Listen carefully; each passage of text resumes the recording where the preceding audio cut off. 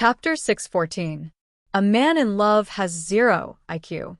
The Snake King fell in love again, but this time, the object of his love was Fong Yan. He knew that he was strange, and he also knew that he was not very sociable. He was like a lone wolf, a lone snake, walking in the crowd, but it was difficult to blend in with the crowd. He rarely looked at himself in the mirror, but in his heart, he knew that he was definitely not the type of handsome man that women would like, nor was he a man with a six-pack. If a man with no looks, no height, no penis, and no ability to live a good life wanted to win the favor of women, then he could only spend money. However, the Snake King did not have money. No one wanted to look at the Snake King's sharp triangular eyes, and no one wanted to look at his pitted face for a few minutes. Everyone's first reaction when they saw him was to quickly look away. He was a monster in people's eyes. Who would like a snake man? Fong Yan did not despise him and took him in when he was in the most pain and despair. Lu Chaoga did not despise him either. Such a beautiful woman was like a fairy. When she looked at him, her expression was gentle, and her smile was without a trace of hypocrisy. The Snake King liked this family, and he really wanted to integrate into it. Although he knew that it was a big wish, he really hoped that he could become a person that people liked. At least, he didn't want to be a person that people hated when they saw him. Just like how he once hoped that the orphanage's director, Fatso, would like him. Therefore, after Lu Zhaoga specifically explained that some beautiful women liked hooligans, his body tensed up for no reason, and his heart was also hanging high up in his throat. I'm not a gangster. He hoped that Lu Chaoga could see him as a good person. At least, he was willing to be a good person in their hearts. Lu Chaoga was stunned for a moment, and then she laughed. Lu Chaoga looked at the Snake King and said, I know you're not a gangster. How can you be a gangster? You can't even tell that a real gangster is a gangster. After thinking about it, Lu Chaoga explained, I'm just kidding. Don't think too much. Because it was the first time she met the Snake King, she was not very clear about his character. But she would get to know him slowly. He tried not to touch anything that would cause him pain. Thank you. The Snake Lord blushed. Was he thinking too much? Wasn't it annoying to think too much? Then shouldn't he think less? The poor Snake King had turned into a man who was at a loss for what to do with himself. Fong Yan was a generous and stingy man. He generously introduced Lu Chaoga to the Snake Lord and smiled as they shook hands.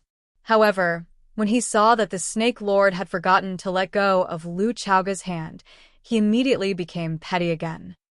Fong Yan patted the Snake Lord's shoulder and said, As a qualified gentleman, you shouldn't shake hands with a lady for more than a minute, 30 seconds at most. The shorter, the better. Snake Lord was so scared that his body trembled. He quickly threw Lu Chaoga's hand away, as if he was grabbing a stove. Fong Yan nodded with satisfaction. He looked at the Snake Lord and praised, You already have the character of a gentleman.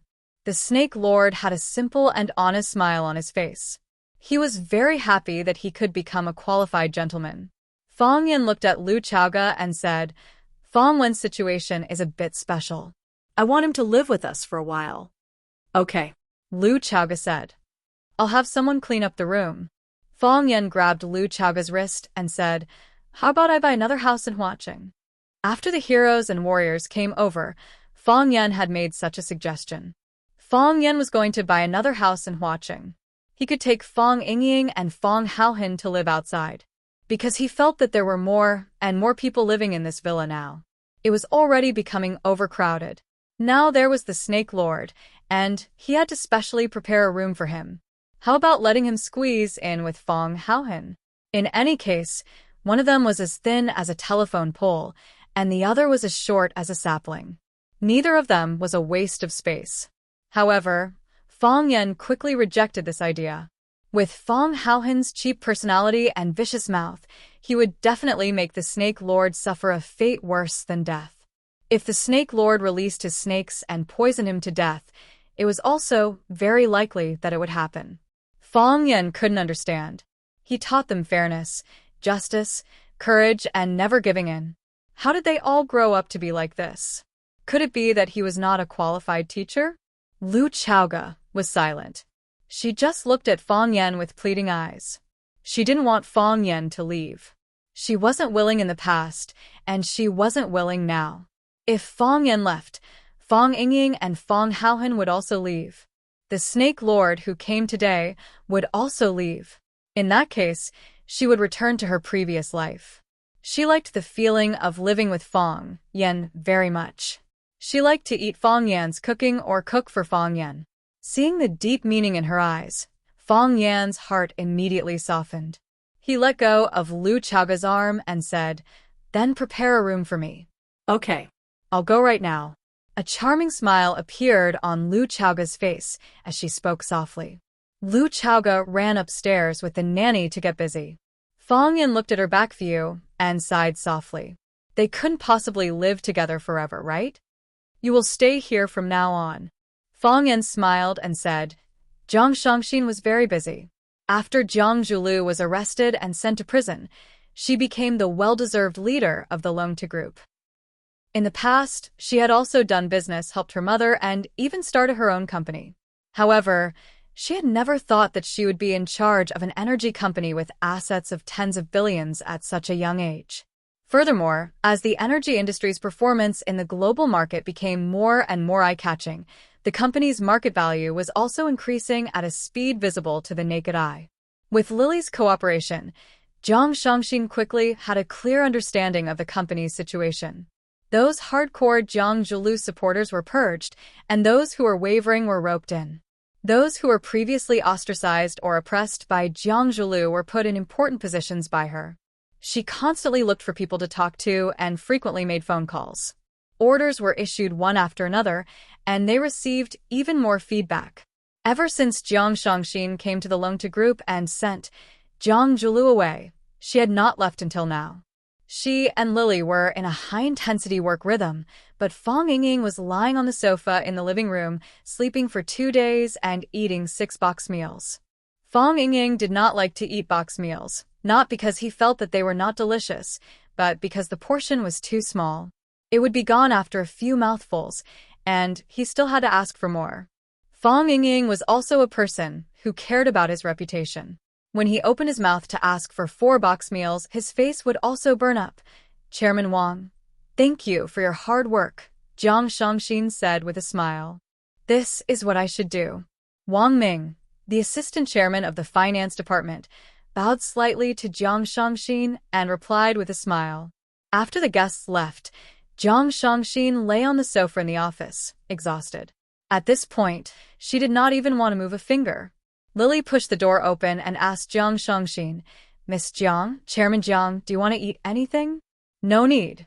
Jiang Shangxin waved her hand. "Get someone to send me a bottle of champagne and a box of strawberries." "All right, Chairman Jiang." Lily turned around and left. When Jiang Shangxin closed her eyes and was about to take a nap, the tall wooden door of the office was pushed open again. With an apologetic look, Lily said, "Chairman Jiang, Mr. Jiang's mother, move aside." A stern woman's voice rang out. As she spoke, she gave Lily's body a heavy push, causing her to fall to the ground. With such a huge commotion happening right under her nose, Jiang Shangxin could not continue sleeping. When she opened her eyes and saw the woman standing at the door, she could not help but frown slightly. Jiang Zhulio's mother was also her mother-in-law, Ren Jin. Ren Jin stared at Jiang Shangxin with bloodshot eyes and shouted, "Jiang Shangxin, Jiang Zhulu has been arrested, and you still have the mood to lie in his office and sleep? Do you have any conscience? To think that I have treated you so well. Has your conscience been eaten by dogs?" Jiang Shangxin had originally thought that Ren Jin was a pitiful woman. However, after being scolded by her, she felt that she was a pitiful and hateful woman. Jiang Shangxin climbed up from the sofa gracefully and reached out to flatten the creases in her dress. Placing her hands together on her knees, she looked at Ren Jin, who was standing in front of her, and said, "If you are here to question my character, then I will have to disappoint you. This is the kind of person I am. So, you can leave now." Jiang Shangxin knew. Ren Jin did not expect Jiang Shangxin to be so resolute and almost choked to death by her words. After being stunned for a while, she said angrily, "Jiang Shangxin, there has been no news of Zhu Lu since he was taken away by the police. How can you not care about it?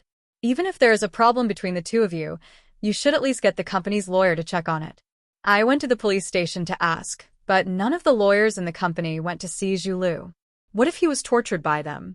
Shangxin quickly helped Zhu Lu. Jiang Shangxin looked at Renjin and said, I got it. I will communicate with the legal team. When will you communicate with them? At a later date. When is the later date? Jiang Shangxin, get lawyer Zhang here now. I want to talk to them personally. Zhu Lu has been taken away for so long, but you have not reacted at all. Renjin stared at Jiang Shangxin with a sharp gaze and said, You are willing to do anything just to get more assets? Smack. Jiang Shangxin smashed the glass cup on the coffee table and the porcelain cup smashed against the wall. Jiang Shangxin jumped up from the sofa and hollered at Renjin, You said that I am willing to do anything for some assets? Who is the one who is willing to do anything for some benefits? I'm Jiang Zhuliu's wife, his legitimate wife. In order to curry favor with his master, he actually personally killed my father. He's the one who's unscrupulous. He is not a human, he is a beast. Do you know that your son is a beast? Chapter 615. The relationship between a mother-in-law and daughter-in-law was a difficult problem in the world. Renjin's attitude towards Lu Chaoga was one of concern and suppression. She saw Lu Chaoga as the best candidate for her daughter-in-law. She was willing to take care of her, but she also looked down on her psychologically. She had strict requirements for Lu Chaoga's words and actions. In her eyes, Lu Chaoga was an orphan. She was a child who was adopted by them. Other than them, she had nothing. Renjin's attitude towards Jiang Shangxin was one of love and flattery. Jiang Shangxin was not an orphan. Not only did she have both parents, but she also came from the wealthy Jiang family in the capital. If her son was married to Lu Chaoga, it was a low status, then marrying Jiang Shangxin would be a high status. Therefore, it was true that Renjin treated Jiang Shangxin well. She had never mistreated Jiang Shangxin. Jiang Shangxin had a high EQ and would give her mother-in-law gifts from time to time to please her. As a result, the mother-in-law and daughter-in-law got along well. Renjin was shocked by the glass cup that Jiang Shangxin threw. She did not expect her daughter-in-law, who had always been polite, smart, and elegant, to do such a crazy thing. She thought that the glass cup would be thrown at her face. She only relaxed a little when the cup went past her head and smashed against the wall. She stood motionless for a moment, and then, like a bull enraged by red silk, or a firecracker that had been set ablaze, she broke into a rage. Jiang Shangxin, are you crazy? Do you know what you are doing? Is this how your parents taught you to be a person? Renjin slapped Jiang Shangxin's face. She tilted Shangxin's head to the side and dodged this fierce attack. How dare you throw a glass at me? You just sent my son to prison, and now you want to throw a glass at me? Then you can take away all the assets of the Jiang family? Jiang Shangxin, let me tell you, it is not that easy. Renjin raised her hand and slapped the other side of Jiang Shangxin's face. Enraged by Renjin's behavior, Shangxin slapped Renjin's arm to the side. Jiang Shangxin was young and powerful. How could Renjin be her match? Renjin, who usually lived like a prince, was slapped on the wrist. As his body fell backward, he lost his balance in his high heels and fell to the floor with a crack. This time, Renjin truly felt pain from the fall. The grief and indignation in her heart, as well as the endless grievances, suddenly exploded. Renjin sat on the ground and began to cry loudly without caring about his image. Jiang Shangxin, go ahead and hit me. You can kill me here today. Renjin said in a sorrowful voice, If I die, there will be no one left in the Jiang family. You can do whatever you want. You can do whatever you want. Dragon Pool, alive, dead, dead. Zhu Lu was sent to prison and persecuted by you. Now, you want to kill me as well. Jiang Shangxin, you are the jinx of the Jiang family. How much do you want to harm the Jiang family before you are satisfied? With a stern expression, Jiang Shangxin stared at Renjin, who was bawling his eyes out on the floor. She said coldly, No one wanted to send Jiang Zhulu to jail. He sent himself to jail. He has done so many evil deeds, and they will be dug out one by one. Just wait and see. Very soon, you will know how many disgusting things your precious son has stained his hands. Impossible. Ren Jin shouted. Zhu Lu would never do those things. I know his character. Even though he is a little extreme, he is a good person. His company donates to charity every year. He even adopted many children in the poor mountainous areas. Zhu Lu donated the living expenses and school fees for those children. Jiang Shangxin's mouth was full of bitterness. She said in a mocking tone, I know these things better than you. This is what he used to show off when he wooed me. Which woman doesn't want to find a loving man to spend the rest of her life with? Because it would make her feel that he is so loving to others. He is only wholeheartedly devoted to his wife and her family. She didn't expect that it was just a piece of sheepskin that he wore on the outside. It was a layer of gold that he put on his face. Deep down, he is a hungry wolf. He is a devil and a scumbag. Marrying him is the most regrettable thing in my life. Shangxin. Tears streamed down Renjin's face as he looked at Shangxin and pleaded, Shangxin, no matter what, you have to save Zhu Lu. Please help me save Zhu Lu. His father is no longer around. He is my only relative. Ren Jin crawled up from the ground and strode toward Jiang Shangxin. Thump. Ren Jin knelt down in front of Jiang Shangxin. Shangxin, I beg you. I will kowtow to you. I will apologize to you. You are a woman too. Can you take pity on an old man like me? If I don't have my son, I won't be able to live on. I will die. Shangxin, can you take pity on me by saving Zhu Lu? Jiang Shangxin looked at Ren Jin, who was crying and begging bitterly. She felt very upset. Ren Jin was born into a good family. She was also a woman who came from a big family. However, she had suffered all kinds of setbacks during this period of time. First, her husband disappeared mysteriously after he went out. Until now, not even his corpse had been found. Then, her son was taken away by the police. There wasn't even anyone to save him. She used to be extremely proud. However, she didn't hesitate to trample on her dignity. Now, she was just a pitiful woman. A mother who prayed for her son's health and safety. Jiang Shangxin squatted down and lifted Ren Jin's arm to help her up. Ren Jin knelt there and refused to get up. No matter how hard Jiang Shangxin tried, she couldn't get up. Jiang Shangxin didn't force her anymore. She looked at Ren Jin and said, I can pity you. However, I will not pity Jiang Zhu Lu. He has to bear the responsibility for whatever he did wrong. If all the sins committed by the children could be forgiven because of the kindness of their parents, the world would have been in a mess. Jiang Shangxin. Ren Jin gritted her teeth and said, Don't force me into a dead end.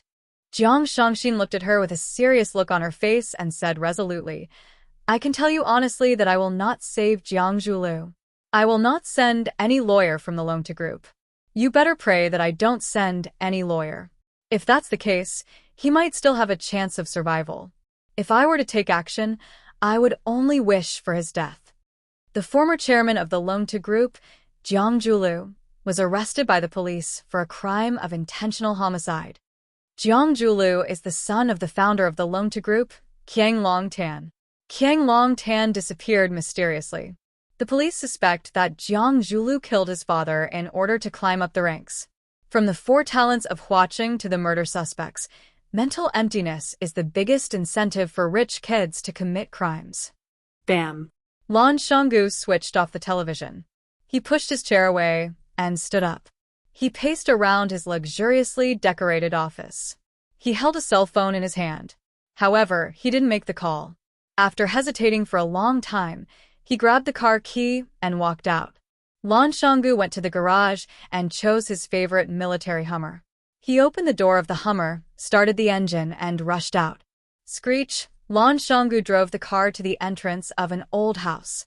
Just when he was about to get off the car and press the doorbell, a bright yellow Lamborghini rushed over. The sharp head of the Lamborghini and the front of the Hummer stood side by side.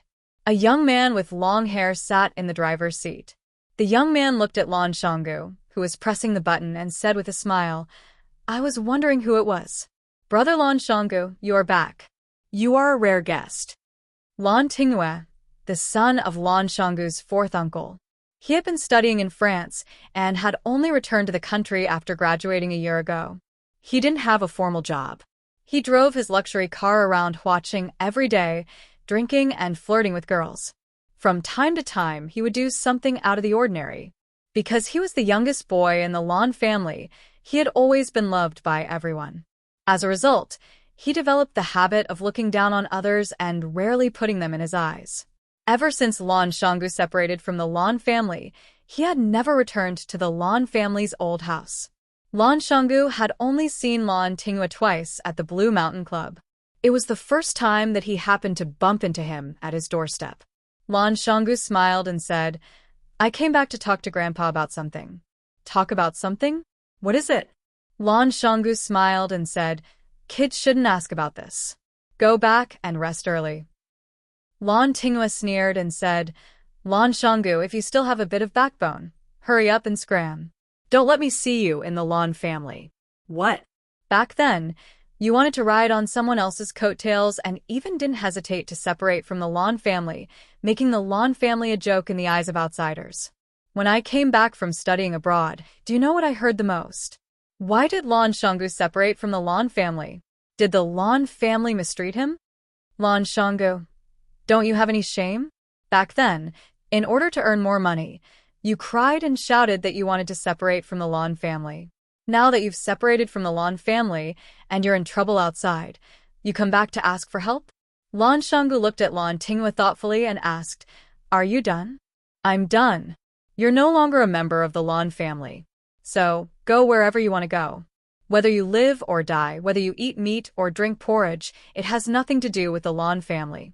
Lan Shanggu nodded and started the Hummer again. After pressing the reverse gear, the Hummer quickly backed off. "I used to say how powerful the Lan clan's Lan Shanggu was, but now it seems that it's just a spineless coward." Seeing that Lan Shanggu was reversing the car and preparing to leave, Lan Tinghua's heart swelled up infinitely, as if he had just won a battle. The Hummer that was reversing suddenly accelerated. The tall front of the Hummer ruthlessly rolled towards the sexy butt of the Lamborghini. Chapter 616. People who don't attract jealousy are mediocre. Lan Shanggu wasn't mediocre. He was the most outstanding and dazzling figure in the younger generation of the Lan family. He was selected as one of the 4 prodigies of Huacheng by busybodies. It was also because of Lan Shanggu's excellence that he became the target of love and special care by all the elders of the Lan family. Whether it was the old man of the Lan family or the other elders of the Lan family, they all nurtured him as the successor of the Lan family. Unexpectedly, Lan Shanggu actually fell out with his family because of an investment. He didn't even hesitate to betray the Lan family.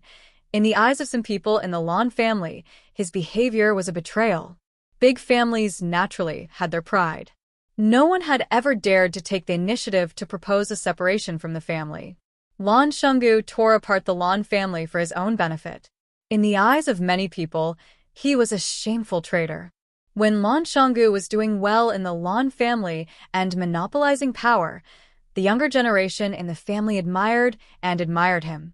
However, when he became a traitor and abandoned by the Lan family because of a stupid choice, the long-suppressed jealousy and hatred in the hearts of the younger generation in the family turned into a heavy hatred. It was like weeds in the spring field, crazily popping out. Of course, there was a special reason why Lan Tinghua targeted Lan Shanggu. After Lan Shanggu and the Lan family separated, the Lan family pushed his brother, Lan Shonhua, to take over Lan Shanggu's position as the new successor of the family. Lan Shanggu hadn't returned home for several years. The position under Lan Shonhua's, but became more and more stable. Now Lan Shanggu drove back in the middle of the night. In Lan Tinghua's eyes, he saw a dangerous signal. This was a dangerous person. Lan Tinghua originally thought that his mocking words would make Lan Shanggu leave. When he was about to start his newly bought sports car and enter the courtyard, he inadvertently saw a dazzling light from the rear-view mirror. No, it was a black front that looked like a beast opening its bloody mouth and pouncing at him. Clang!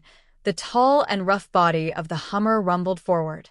The hard metal bumper fiercely bit the sexy butt of the Lamborghini that stretched out like a wing.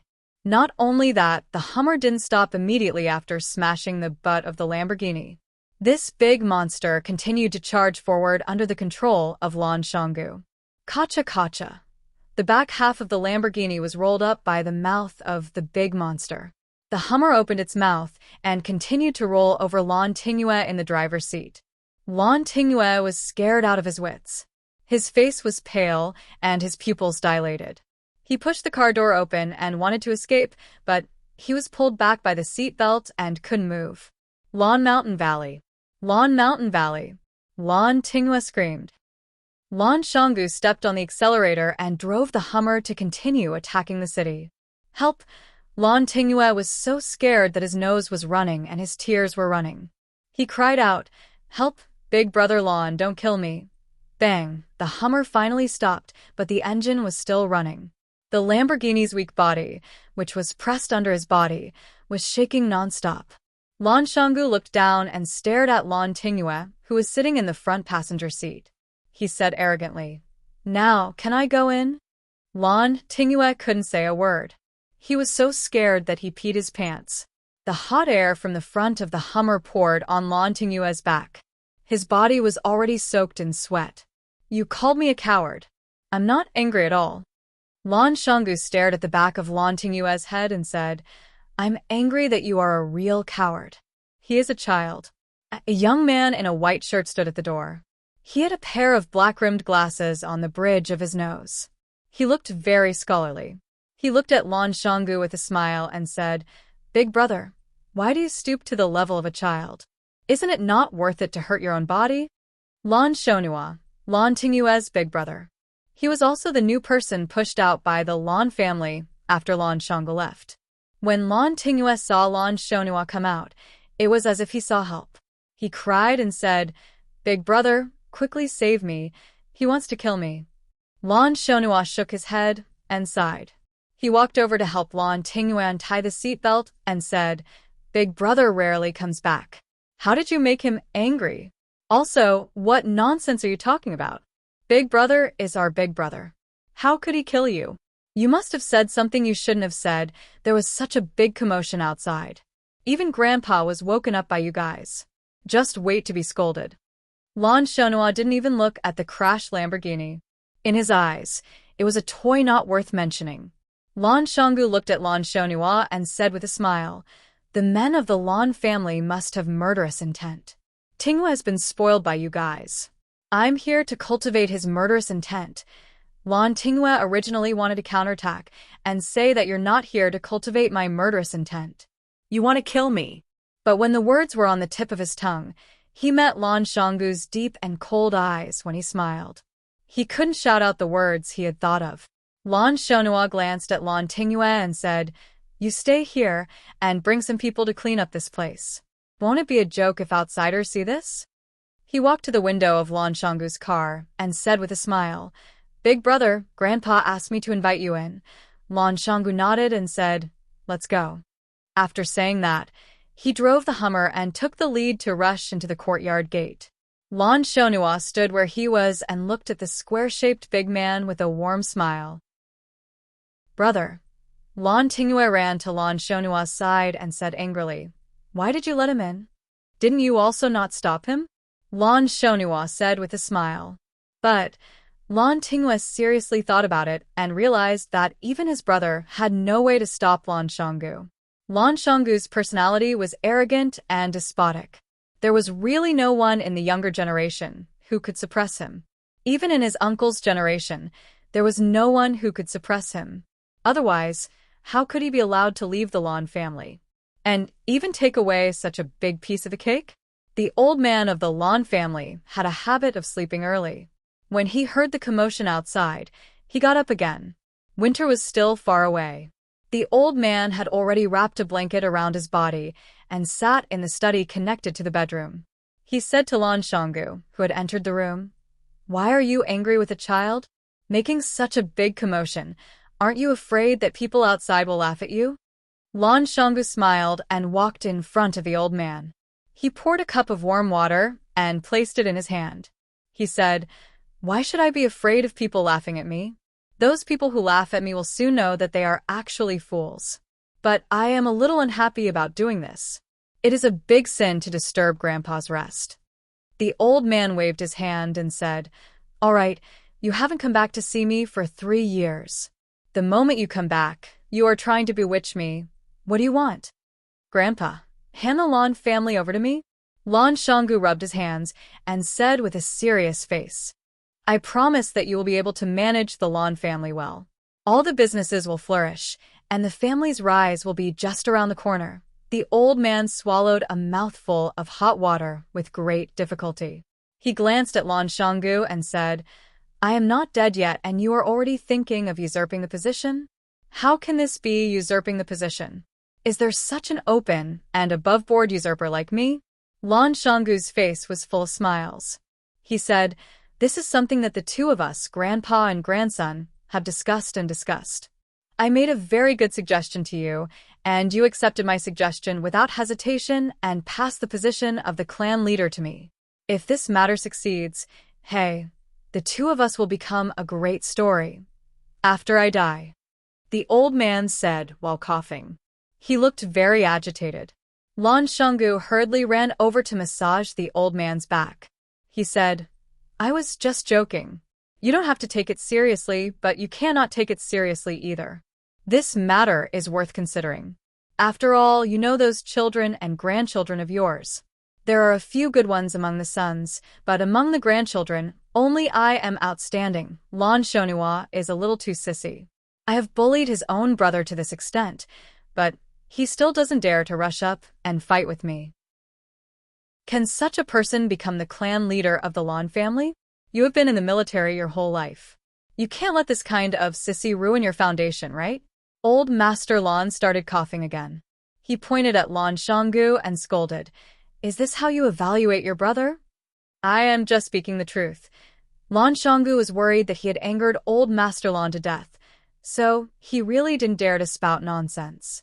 "Grandpa, since you are not willing to hand the Lan family over to me, then you have to give me some compensation. Withdraw the Lan family's shares in the loan-to group, right?" Old Master Lan stopped coughing and stared at Lan Shanggu with a piercing gaze. He asked, "Did that fellow with the surname Fong ask you to look for me? I didn't expect this. I really didn't expect this. That little loach has really grown up and actually has the position of authority in this watching. You won the bet and came back to flaunt your strength?" "He didn't ask me to come." Lan Shanggu sat down in front of Old Master Lan again and said, "Zhang Junling has disappeared and Zhang Zhulu has been arrested and imprisoned. Who is the person in control of the loan-to group now?" "It's Zhang Shangxin, Zhang Zhulio's wife. You must have known long ago, right? Zhang Shangxin has become Fong Yan's woman since a long time ago." Old Master Lan's eyes widened and he said angrily, "The two of them got together? Disgraced, truly disgraced. These people can do anything shameless." The elderly valued the relationship between a man and a woman the most. From his point of view, Fong Yan was worse than a beast for getting together with someone else's wife. Lan Shanggu stared at Old Master Lan with his eyes wide open and didn't know whether to laugh or cry. He said, "Old Master, aren't you a little too open-minded? I only said that Zhang Shangxin has become Fong Yan's woman. I didn't say that she has become Fong Yan's woman." Chapter 617. What was the difference between his men and his women? Lu Shu was Fong Yan's man, Lan Shanggu was Fong Yan's man, Du Qing was Fong Yan's man, and Zhang Shangxin was Fong Yan's man. They were comrades in arms and alliance. They were like grasshoppers on a boat. However, his women had another meaning. Lu Chaoga was his woman. The little princess of the Qin clan was also his woman. Although Old Master Lan was old, he was still very clear about this. He looked at Longu Valley and asked, "Busybodies have named you kids as the 4 prodigies of Huacheng. Even though it's a little childish, it still represents the 4 most powerful clans in Huacheng. The Jiang family has fallen to such a state, it really makes one sigh. If the Jiang clan is gone, will the other clans really be able to protect themselves?" "Grandpa, can you protect them?" Lan Shanggu asked back. Old Master Lan was furious. He raised something in his hand and wanted to throw it at him. He shouted, "Why can't I protect them? Could it be that in your eyes, That fellow is already unstoppable? Lan Shanggu sighed softly and said, Grandpa, I don't think that he is unstoppable, and it's not because I'm inflated after winning. Think about it, how many resources and connections does Fang Yan have now? He has the support of the Lu clan, the support of Lan Shanggu, the support of Du Qing. He has the powerful Chaoyan technology, Long Tu is under his control, and the support of the Qing clan. Grandpa, if he really wants to make a move against the Lan clan, how do you think we can fight back? Old Master Lan laughed coldly and said, the Lan clan is doing business properly. Would he dare to take it by force? Grandpa, nowadays, no one is stupid enough to do things like taking things by force. The risk is too high, and the loss outweighs the gain. He only needs to use the resources under his banner to force the living environment of the Lan clan. As long as he makes a move, countless people under him will follow suit. By then, what will the Lan clan do? The Lu clan isn't on his side either, right? Won't the Mei family stand up and say something? Of course, the Lu family won't be on his side. However, the Lu family will make a wise choice: to follow the Wolf King and eat the meat and drink the soup, or to become the prey that the Wolf King leads the wolves to attack and devour. They will make a wise choice. As for the Mei family is different from us. They had their own way of survival. Why would they care about the life and death of others? Even if Grandpa wanted to join hands with them, he would probably have to give up a considerable portion of the benefits, right? They want shipping. Are you willing to give it to them? According to what you're saying, our Lan clan has nowhere to go. That's not it. Lan Shanggu said, hasn't Grandpa already made his choice? Grandfather chose the Jiang family and chose to rely on the Jiang family's power. If this was the capital city or any other city, I would suggest that Grandpa make this choice. You have no choice but to do so. But Grandpa, this is Flower City. Our roots are in Flower City. You think I made the wrong choice. Old Master Lan held his teacup and looked at Lan Gulu with a piercing gaze. At least for now, it seems to be wrong. Lan Shanggu said straightforwardly. Old Master Lan's eyes turned cold, and he fell into a long silence.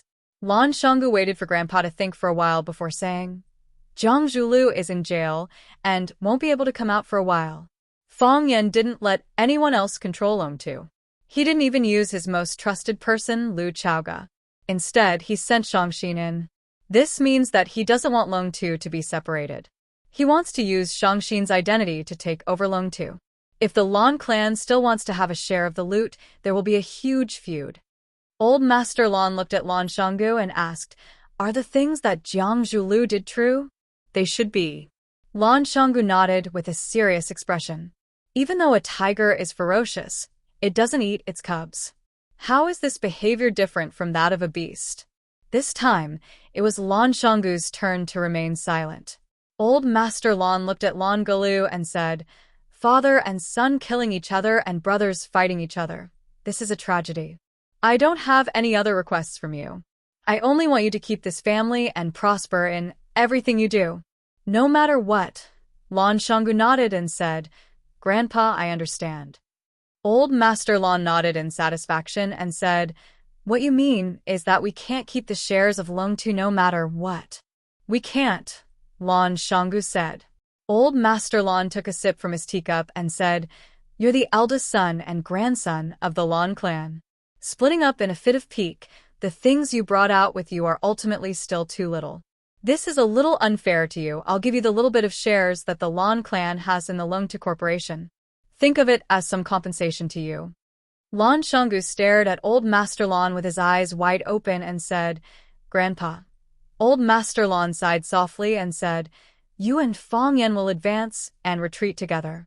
He can't possibly forcefully take over his own brother's shares, can he? If that's the case, how is he different from a beast? Who would dare to work with him in the future? Lan Shanggu felt that he had fallen into a huge pit. A bottomless pit. Someone knocked on the room door. Lan Shanggu looked outside with a smile and said, I guess it must be Lan Shonhua. He raised his voice and shouted outside, come in. The room door was pushed open. It was indeed Lan Shonhua standing at the door. Lan Shonhua carried a tray in his hand and walked in with a smile on his face. He said, Grandpa, Big brother, I knew that you two would talk until midnight, so I asked the kitchen to make a bowl of sweet distiller's grains for you two to eat while it's hot. Fill your stomach. He placed the tray on the table and placed a bowl in front of Grandpa and Lan Shanggu each. He said, "You two take your time, I'll go out first." With that, he carried the tray and walked out. Lan Shanggu looked at Old Master Lan and said, "A scholar who's been away for 3 days has changed my opinion of him." Old Master Lan had a smug look on his face. He said, "Spring is when 100 flowers contend." Mo Qingdi and Ice Dragon were living together. Just like a loser who had met the Miss Perfect in his life, Mo Qingdi's life in the land of extreme coldness had undergone a complete change. He lived in a large, unique, and luxurious house with icicles hanging from the ceiling. He ate all kinds of rare and precious celestial fruits that he had never eaten before. Even the place where he slept at night was covered with red feathers. A red feather was a red bird on the glacier. Because Mo Qingdi had not seen anyone else in the land of extreme coldness, no one had told him the name of this bird. Mo Qingdi had been in this glacier for many years, but he had only seen this bird a few times. There was a large pile of bird feathers in Ice Dragon's cave. Mo Qingdi tidied it up. It was much more comfortable than the down quilt he used in Yanjing. It had to be said that his current life was much better than living in the igloo that he had carved out with a knife. Life was so blissful and comfortable, but Mo Qingdi could not help but worry about one problem. How could he get Ice Dragon's blood and tendon? If he could not get Ice Dragon's blood and tendon, would he have to stay in this land of extreme coldness for the rest of his life and become a pair of dragons of life and death with Ice Dragon? The Azure Dragon had met the Ice Dragon. His ice-cold heart couldn't help but ripple after ripple. It was dinner time now. Ice Dragon gave Azure Dragon a look, signaling him to wait for a while. Then he wagged his tail and ran into the deep cave. This was the only thing that Azure Dragon was not satisfied with Ice Dragon. Every time it was time for dinner, Ice Dragon would give Azure Dragon a smug look, meaning to say, "Wait for me to get you something to eat." After a while, he had piled up in front of Mo Qingdi with all kinds of food in his mouth. It was said that every dragon had a treasure trove, and inside the treasure trove were all kinds of rare and strange treasures. There was one time when Mo Qingdi wanted to go in with it to have a look, but the little transparent dog just stood there, not moving an inch. It only looked at him with a sad look in its eyes. "I'm already so good to you. How can you ask for more?" Mo Qingdi was embarrassed by the dog's stare. He turned around and ran to a corner to sit down. Only then did the transparent puppy scuttle into the depths of the cave with a whoosh, disappearing without a trace in an instant. Ice Dragon was very fast. He did not have to wait too long before he came back with a big pile of food in front of Mo Qingdi.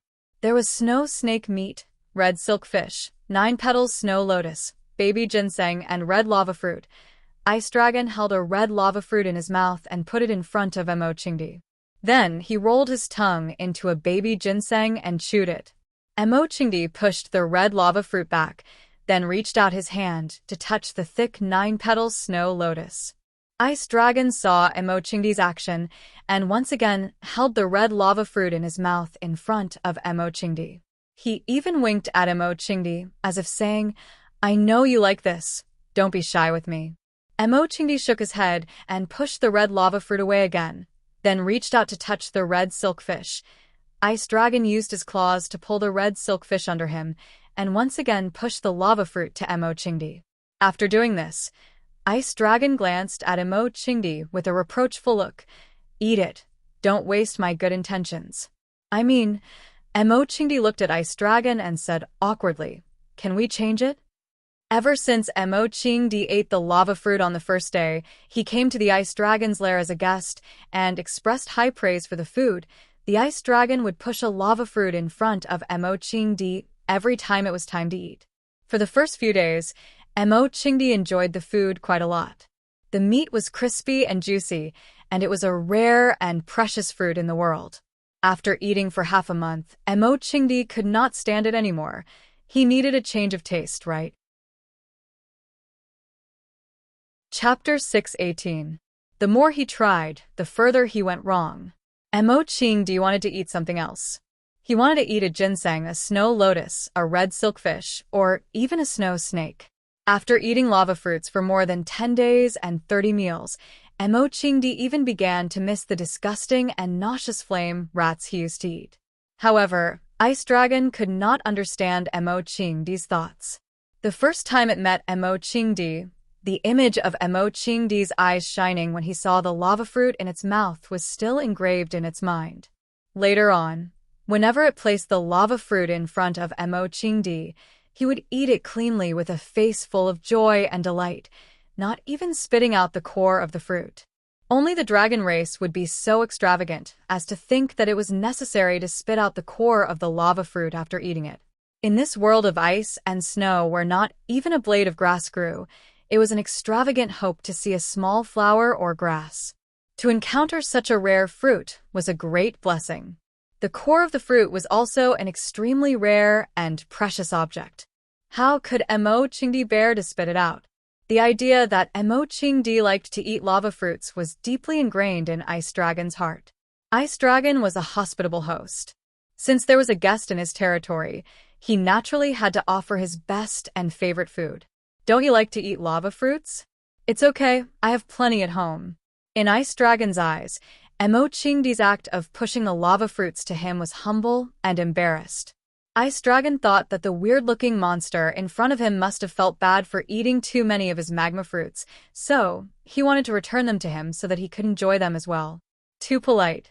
Ice Dragon didn't know how to speak. If it could, it would have said this sentence. It couldn't understand what Enchanting was saying, but judging from his expression, the Ice Dragon stared intently at Enchanting's expression.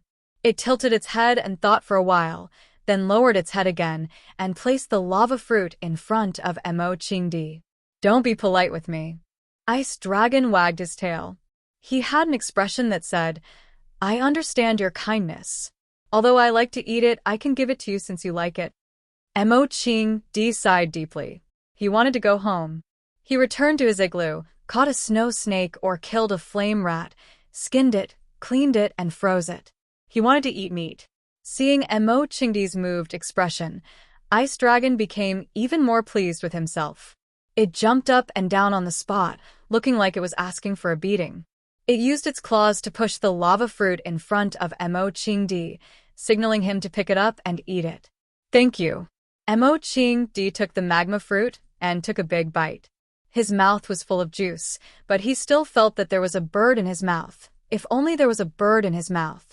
The Ice Dragon also began to eat.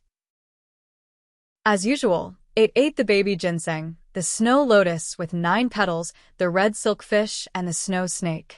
Feeling that it was still not full, it ran to its mouth and grabbed a few snow-like objects that Enchanting had never seen before. It chewed on them with a loud crunching sound. Ice Dragon ate very quickly. After finishing the pile of heaven and earth treasures, Enchanting had only eaten half of a lava fruit. Ice Dragon looked at Enchanting with a face full of blame. Why are you eating so slowly? Look at how good I am. After Enchanting had finished eating the lava fruit, he washed his hands and face with the icy water in the cave pool. Then he began to practice his martial arts. Enchanting had to practice. First, it was to resist the bitter cold so that his body could always be at its healthiest. In this extremely cold place, there were no doctors and probably no other human beings. If his body became weak or he noticed some other symptoms, then only death awaited him. In addition, Enchanting was also digesting the energy that the lava fruit gave him. Enchanting did not know where this lava fruit came from, and he had never even seen a tree with this fruit. However, he could feel that this fruit was very beneficial to his body. The lava fruit was fiery red in color, sweet and juicy, and it felt cool and delicious when eaten. But when the fruit entered his stomach, it began to emit a strange heat. It was like accidentally eating an aphrodisiac, like, I love a piece of firewood, causing an inexplicable heat in one's body. If one sat there without moving, this heat would last for a long time.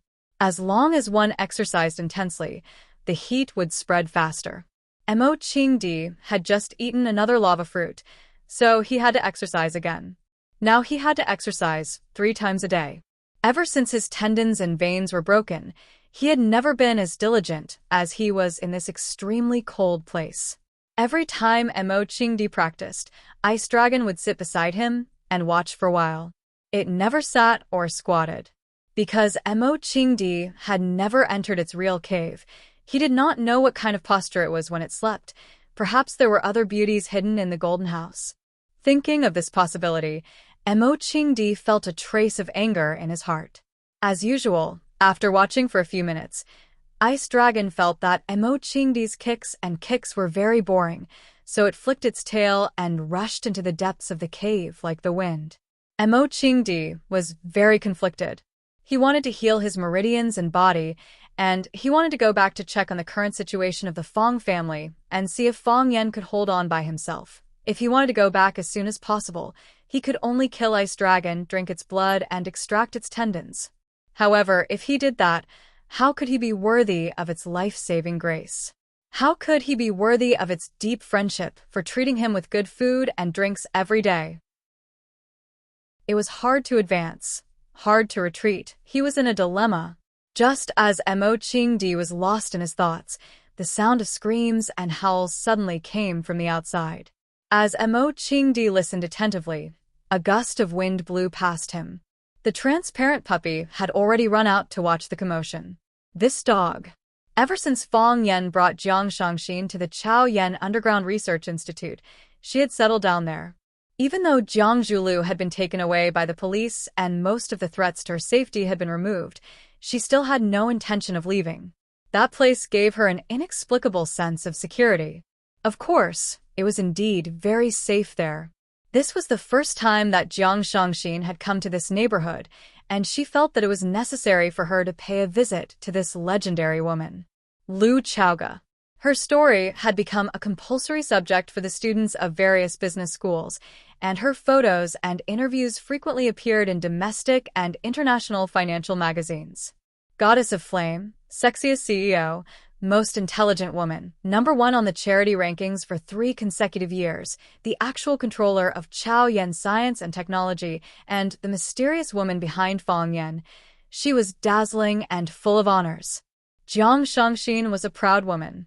However, even such a proud woman like her would be jealous of Lu Zhaoga. This woman had lost a lot, but she had gained even more. Before knowing her story, it was hard to imagine how a woman could live such a rich and colorful life. Jiang Shangxin suddenly had this thought, and she couldn't suppress it after it appeared in her mind. Let's go and see Lu Chaoga. Why do I want to see her? Jiang Shangxin thought to herself. Firstly, it was to thank her for being willing to provide her with a place to stay when she was in the most difficult and dangerous situation. Jiang Shangxin was very clear that if it wasn't for Lu Chaoga's permission, Fong Yan wouldn't have been able to bring her to such an important place like Chao Yan Underground Research Institute. Although Fong Yan had a lot of say in Chao Yan Science and Technology, Lu Chaoga was the real owner of Chao Yan. Chao Yan, Chao Yan. The word Chao came before the word Yan. Secondly, it was because of admiration. Jiang Shangxin had known her for many years, and the two of them had quite a bit of history. Before she appeared, Lu Chaoga was Jiang Zhulio's admirer, and she knew that the Jiang family had always wanted Lu Chaoga to become Jiang Zhulio's daughter-in-law. After that, Lu Chaoga and Qiang Longtan had a falling out, and she forcefully tore off a large piece of Longta Group and left. Naturally, she established her own company and created Chao Yan Science and Technology. The first time they met was by chance at the shopping mall 3 years ago. When she and Jiang Zhulu went shopping, Lu Chaoga and Fong Yan also appeared at the shopping mall. At that time, she only had some appreciation and admiration for Lu Chaoga. She felt that this woman was courageous and knowledgeable, and it wasn't easy for her to get to where she was today to be able to fight with an opponent like Qiang Longtan. There was also a little jealousy in her heart. At that time, she really liked Jiang Zhulu, and she didn't want the man she liked to be thinking about other women. A current girlfriend and an ex-girlfriend were natural enemies. Of course, it was just a little. Who would have thought that in just a few years, Lu Xiaoge would be able to achieve such brilliant and dazzling achievements under the watchful eyes of countless enemies, open spears, and covert attacks. How much was Chao Yan's science and technology worth now? One media outlet had a very good evaluation. Don't talk about money with Lu Xiaoge. Everyone's focus now was on whether Chao Yan's science and technology could become a great company. Or rather, whether it could become the greatest company in the world. Jiang Shangxin pressed the doorbell, and the door to the courtyard opened very quickly. The moment Jiang Shangxin entered the door, she saw Lu Xiaoge, who took the initiative to walk out to welcome her. She was dressed in a white tracksuit and a pair of white sports shoes, and her long hair was tied into a ponytail. She was like a newlywed who had just gotten married and walked out to welcome her guests with a face full of smiles. Jiang Shangxin had never seen Lu Xiaoge dressed like this, but deep down, she had to admit that this Lu Xiaoge was really beautiful. She was even more beautiful than when she was on the cover of a magazine. Chapter 619. In the media, Lu Xiaoge was aloof and elegant, just like a goddess in the clouds. While people worshipped her, it also created a sense of unreachable distance. In Jiang Shangxin's eyes, Lu Xiaoge was smart, sharp, and cold. She was good at forbearance. Some people described Jiang Zhulio's father as a scalper and a dog. However, Jiang Shangxin felt that Lu Xiaoge's scheming ability and ability to hide her emotions were not inferior to Qiang Longtan's. When she was still a child, she already knew how to deal with the murderer who killed her parents and won, and finally avenge her parents. How much willpower did it take? There was an old saying that went, "Kings don't meet kings." Because of some reason, Jiang Shangxin would more or less see Lu Xiaoge as her competitor. However, when she saw Lu Xiaoge come out to greet the guests in such a simple home attire, Jiang Shangxin suddenly realized that she might never be able to catch up with Lu Xiaoge's footsteps. Some people did it as if it were heavy, while others did it as if it were light. Perhaps, in her heart, she had never seen herself as a competitor. It was a fortunate and sad thing. "I'm sorry to disturb you so abruptly." Jiang Shangxin looked at Lu Xiaoge and said apologetically. Lu Xiaoge smiled, and it was like a spring breeze blowing on her face. Jiang Shangxin dared to swear that no media could capture such a smile from Lu Xiaoge in the past. Because Jiang Shangxin had studied Lu Xiaoge's appearance records, she had never smiled before. At this moment, Lu Xiaoge was blissful, and that kind of bliss was emitted from the inside out.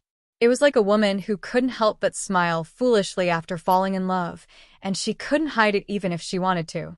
Lu Xiaoge took the initiative to stretch out his beautiful palm toward Shangxin and said in a gentle voice, "I was supposed to be the one to visit you, but I've been too busy recently.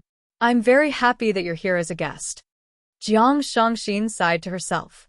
This woman was indeed a formidable person. When he was in trouble, he came to seek shelter, and even until now, he was still living in the underground research institute under her name. She didn't mention or ask about it when she saw him, as if she didn't know about it at all. Needless to say, that was the most embarrassing period of time for Shangxin. A spike in her bone, a scar on her face. If it weren't for Fang Yan who pulled down the plane to Paris in time, the news of her accident would have spread to China. Lu Xiaoge's way of handling things made her feel very comfortable, and she felt that she was respected. Why did best friends end up fighting each other to the death? Because he asked too many questions. Jiang Shangxin held Lu Xiaoge's hand tightly and said, "I saw an interview about you in the World Finance and Economics 2 years ago. You said that you like to study recipes during your free time at work and cook a delicious meal for yourself.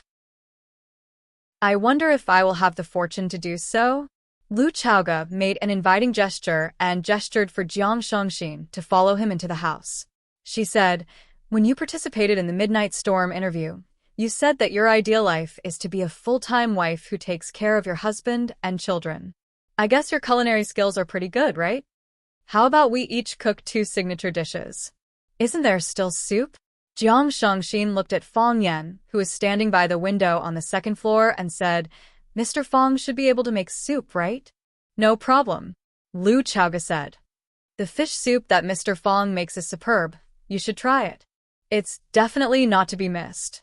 Jiang Shangxin's face was full of smiles, and she said, "In that case, I can have a good meal today." Fang Yan did not know that he had fallen into the trap of the two women. At this time, he was standing on the balcony and calling his grandfather, Fang Hui. "Don't always play with the bird." How old are you? "Why are you always fighting with the parrot?" Fang Yan comforted him. Fang Yan talked to his mother on the phone, and Luan said that his grandfather was in a bad mood these days. The King Kong eagle that he had raised for 3 to 4 years suddenly ignored him. In the past, the man and the bird would have quarreled with each other every day. The King Kong eagle suddenly stopped talking, which made Fang Hui very anxious. He kept provoking it, wanting to hear it fight back as usual. However, the King Kong eagle seemed to have lost its voice. No matter what Fang Hui said or did, it just stared at him blankly, without saying a word. Later, old Master Fang Hui seemed to understand something, and he stopped talking. The man and the bird stared at each other for a long time. This made Luan very anxious, so she called Fang Yan to persuade Fang Hui. "So what if I'm old? Old people are not allowed to play with birds? Which family's rule is this? If I don't play with birds, what should I do? I want to hunt bears in the mountains and catch turtles in the sea, but I need him to listen to me. If he doesn't listen to me, where can I go? I can only play with the old bird to kill time."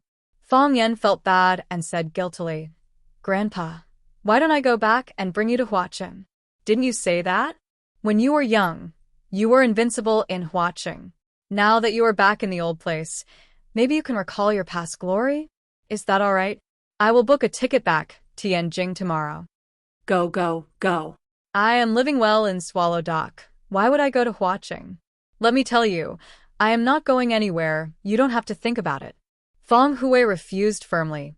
"Then I will go back and stay with you for a few days?" Fang Yan said with a smile. "I also want to eat my mom's pork stewed with vermicelli." Fang Hui sighed and said, "Fang Yan, don't bother. I know what you are thinking, and I understand your filial piety. But Huaqing is full of things now. You can't leave, and you can't leave. Are you worried that I will become demented like that old bird? Or are you worried that I will leave with it one day?" "Grandpa," Fang Yan said in a sorrowful voice. His father passed away, and Mo Qingdi went missing, and the two closest men to his grandpa left. His father was his grandpa's son, and Mo Qingdi was also his grandpa's son. Although he had never said anything in the past few years, and would never confide in anyone, his heart was just too bitter. He was such a proud man. How could he bear such a blow? In the 3 years that Fang Yan suffered, Grandpa Fang's body became weaker and weaker. No one knew when the oil lamp would burn out. Even a gust of wind could blow him out. Birth, old age, sickness, and death are human nature. Who can defy the heavens? Fang Hui said gently. His words carried the bleakness of the autumn wind and the falling leaves. "I don't know how much merit we have to cultivate for the heavens to let us come to this world. Originally, it should have been you going your own way and I going mine, but because we had unresolved grievances in our previous lives, I became your grandfather and you became my grandson. I, Fang Hui, have never let down the heavens and never bowed down to anyone. I have trained hard and lived my life seriously. My life has come to an end, and I have lived my life to the end. But your life has just begun. You haven't lived a single Cho Maoyin yet. You have to continue working hard, and don't waste your time on an old man like me. It is too precious. We can't afford to waste it. Grandpa, is there anything more important than spending time with you?" Fang Yan endured the pain in his heart and said with a smile, "There are shortcuts when it comes to being a person or doing things. For example, if I want to practice martial arts, I have to find a good master. You and the old drunkard are good masters. They can teach me quickly and help me improve faster than my peers. It is the same with being a person. If I want to live a single Cho Maoyin, I will stay by your side and listen to you tell me about the ups and downs of life.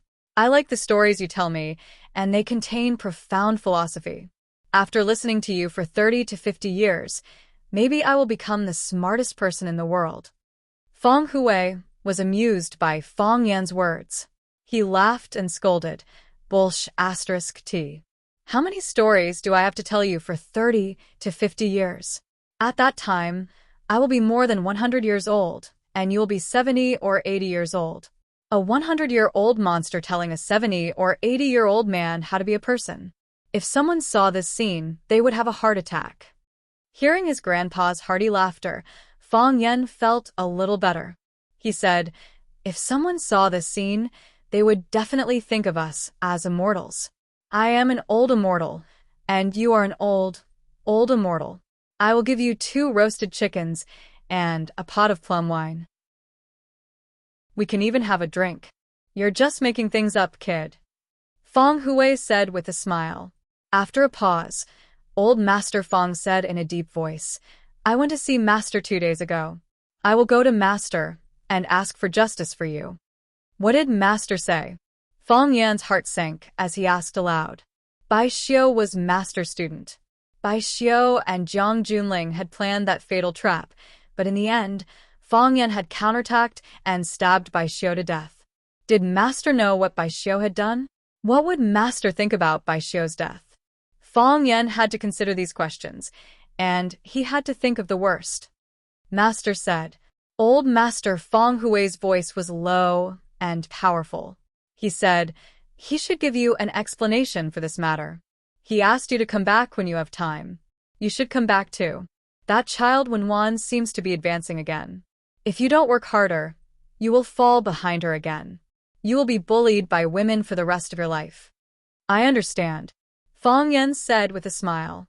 When Fang Yingying and Fang Haohan came to Huaqing, they had said that Yu Wenwan had gone into seclusion again. During this time, Fang Yan had been unable to contact her. Every breakthrough was a rebirth.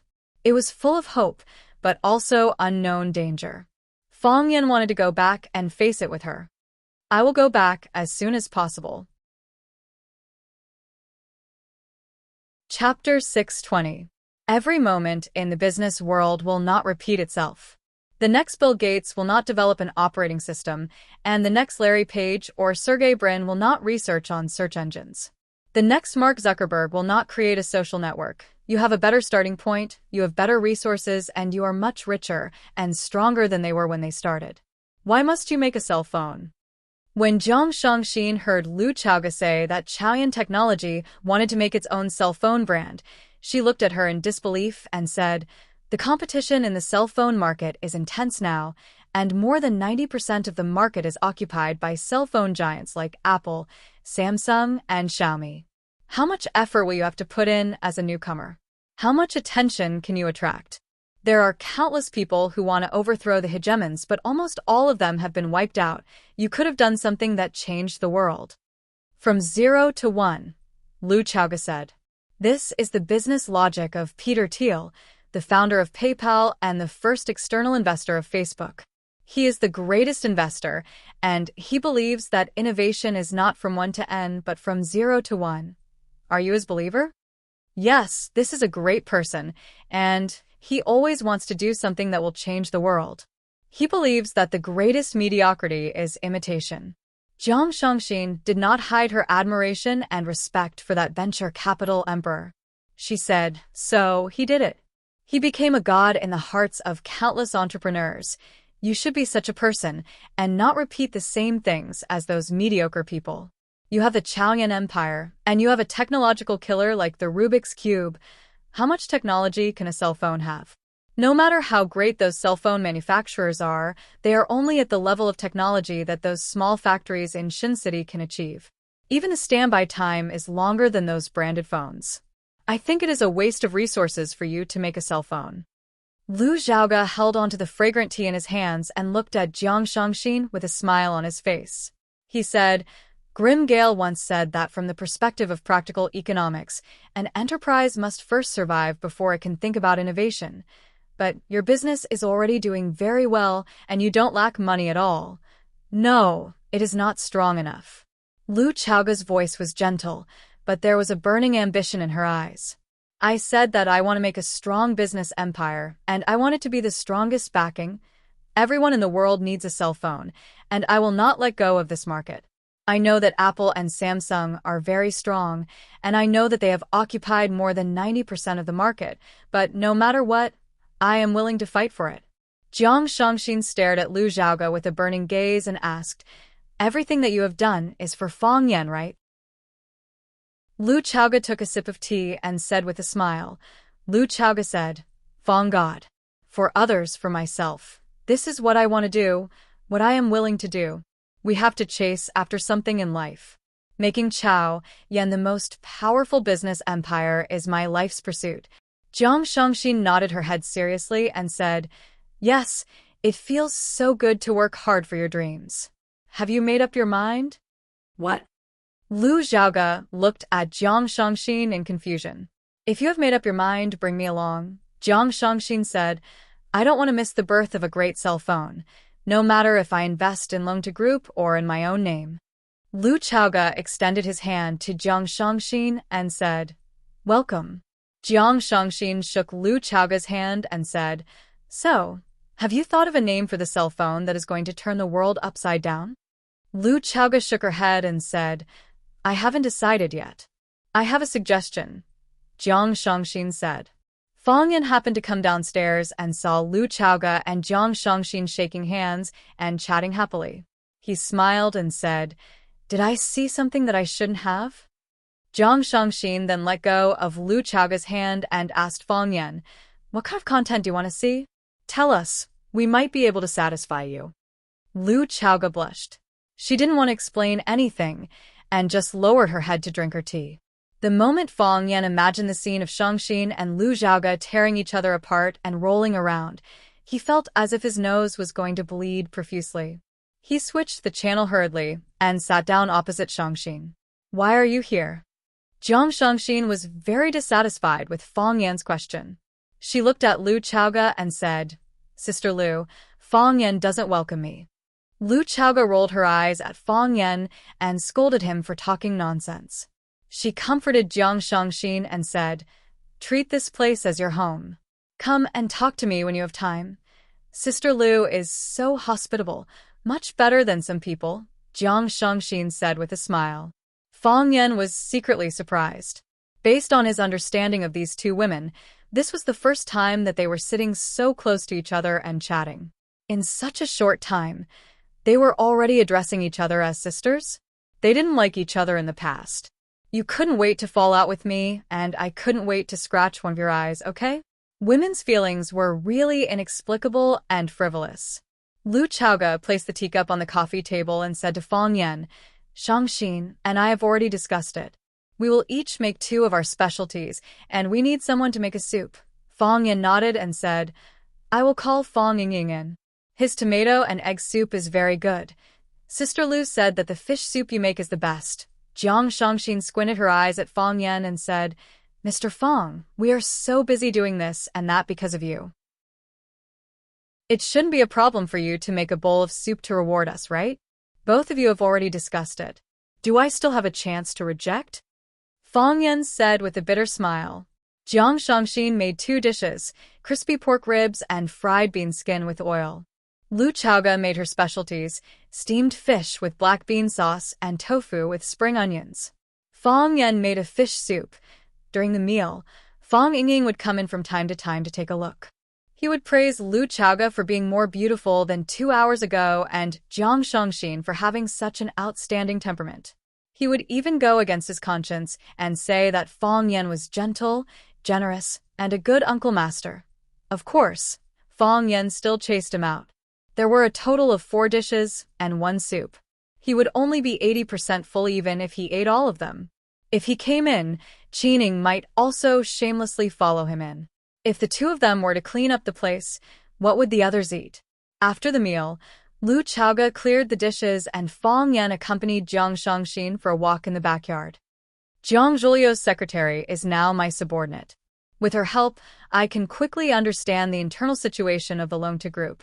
I have talked to all the senior management in the group and roped in a group of people. I have also warned and dealt with a group of people. I have already taken a preliminary control of the situation. Now, the work of the Longta Group is being carried out in an orderly manner. Jiang Shangxin reported some of the affairs of the group to Fang Yan. However, I am worried about the counterattack of the others. You also know that the Jiang family and the Lan family have just made a large-scale investment in the loan-to group. They still hold a large share of the shares. Although the ratio of the shares held by both of us is the dominant one, if they want to do something, it will still be very disadvantageous to the loan-to group. Fang Yan looked at Jiang Shangxin's thin side profile.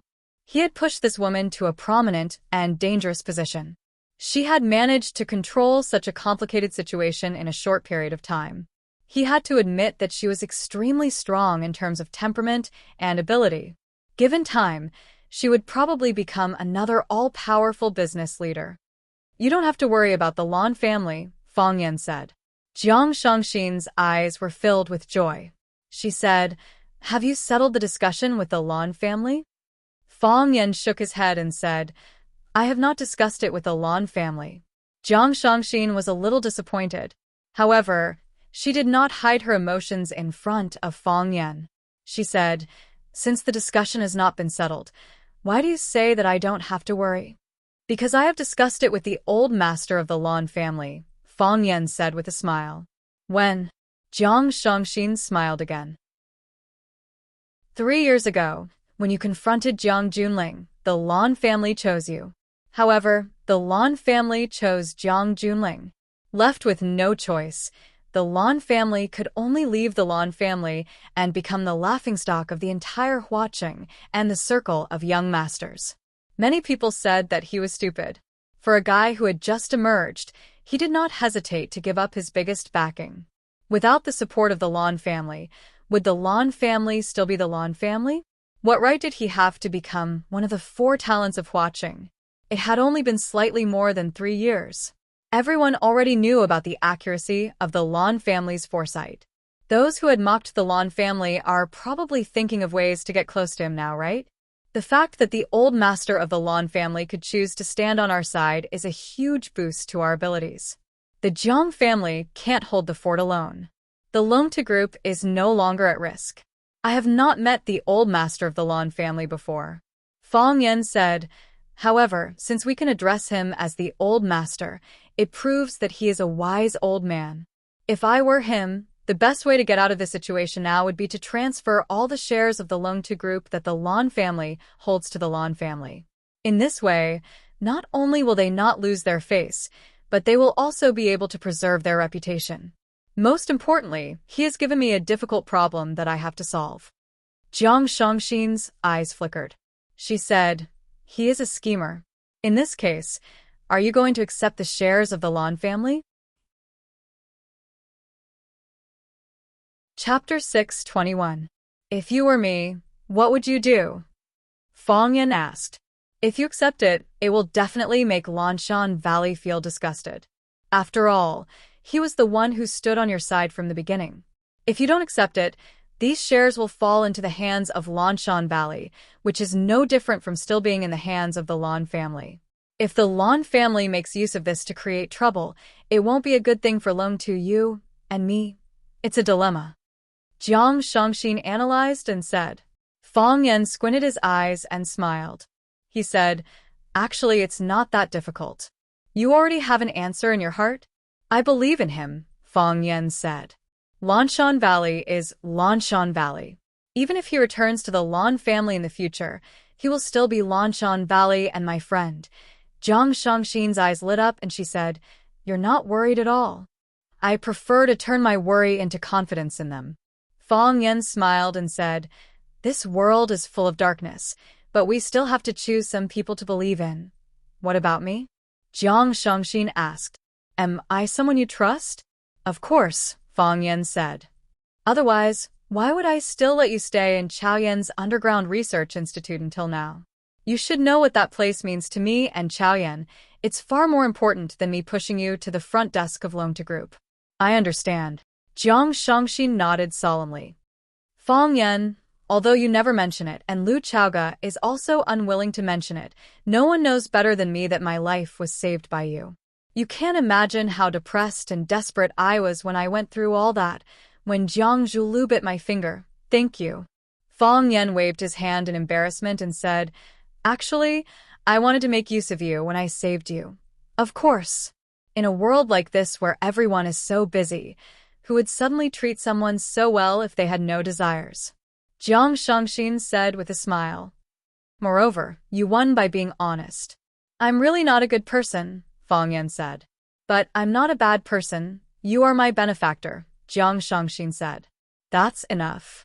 Women's understanding of good and bad is very vague. What they care more about is, to her, what kind of person you are. Fang Yan nodded and said, Is there any news about your mother?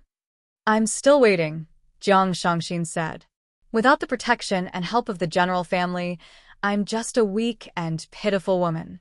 What can I do? I've talked to Du Qinggo. He's already sent people out to search. If there's any news, he'll contact me immediately. Don't worry, it'll be fine. Jiang Shangxin looked at Fang Yan with a face full of gratitude and said, Fang Yan, thank you. She is my only family. Don't worry, we'll save her, Fang Yan said with a serious expression. Jiang Shangxin looked at Fang Yan's clear and sincere eyes at this moment and said, I've always wanted to repay you, but I don't know how to do it. Maybe you don't need anything now, but when you need something, you must think of me first. Fang Yan smiled, turned around and shouted, Fan Yingying, come out. Fan Yingying walked out from behind the dense bushes and said awkwardly, Junior Martial Uncle, I didn't mean to eavesdrop on your conversation. You heard it by accident, right? Yes, that's right. Fan Yingying nodded his head vigorously. Fang Yan couldn't be bothered to argue with this rascal and said, Send Miss Jiang to Chaoyan Research Institute.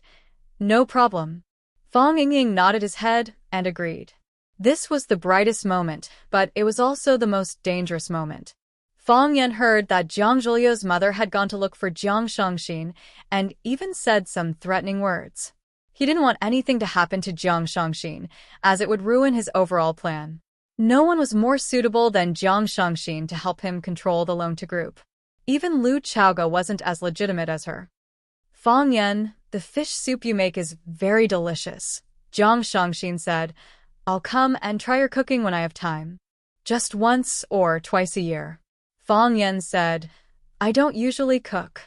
Sister Lu said that you cook often. Seeing that Fang Yingying had driven Jiang Shangxin away, Fang Yan returned to the living room and saw that Lu Chaoga was washing the dishes in the kitchen. Fang Yan rolled up his sleeves and said, Let me do it. A woman's hands are delicate. It won't look good if they get hurt by the detergent.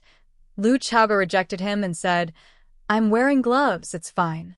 You agreed to make a cell phone with her?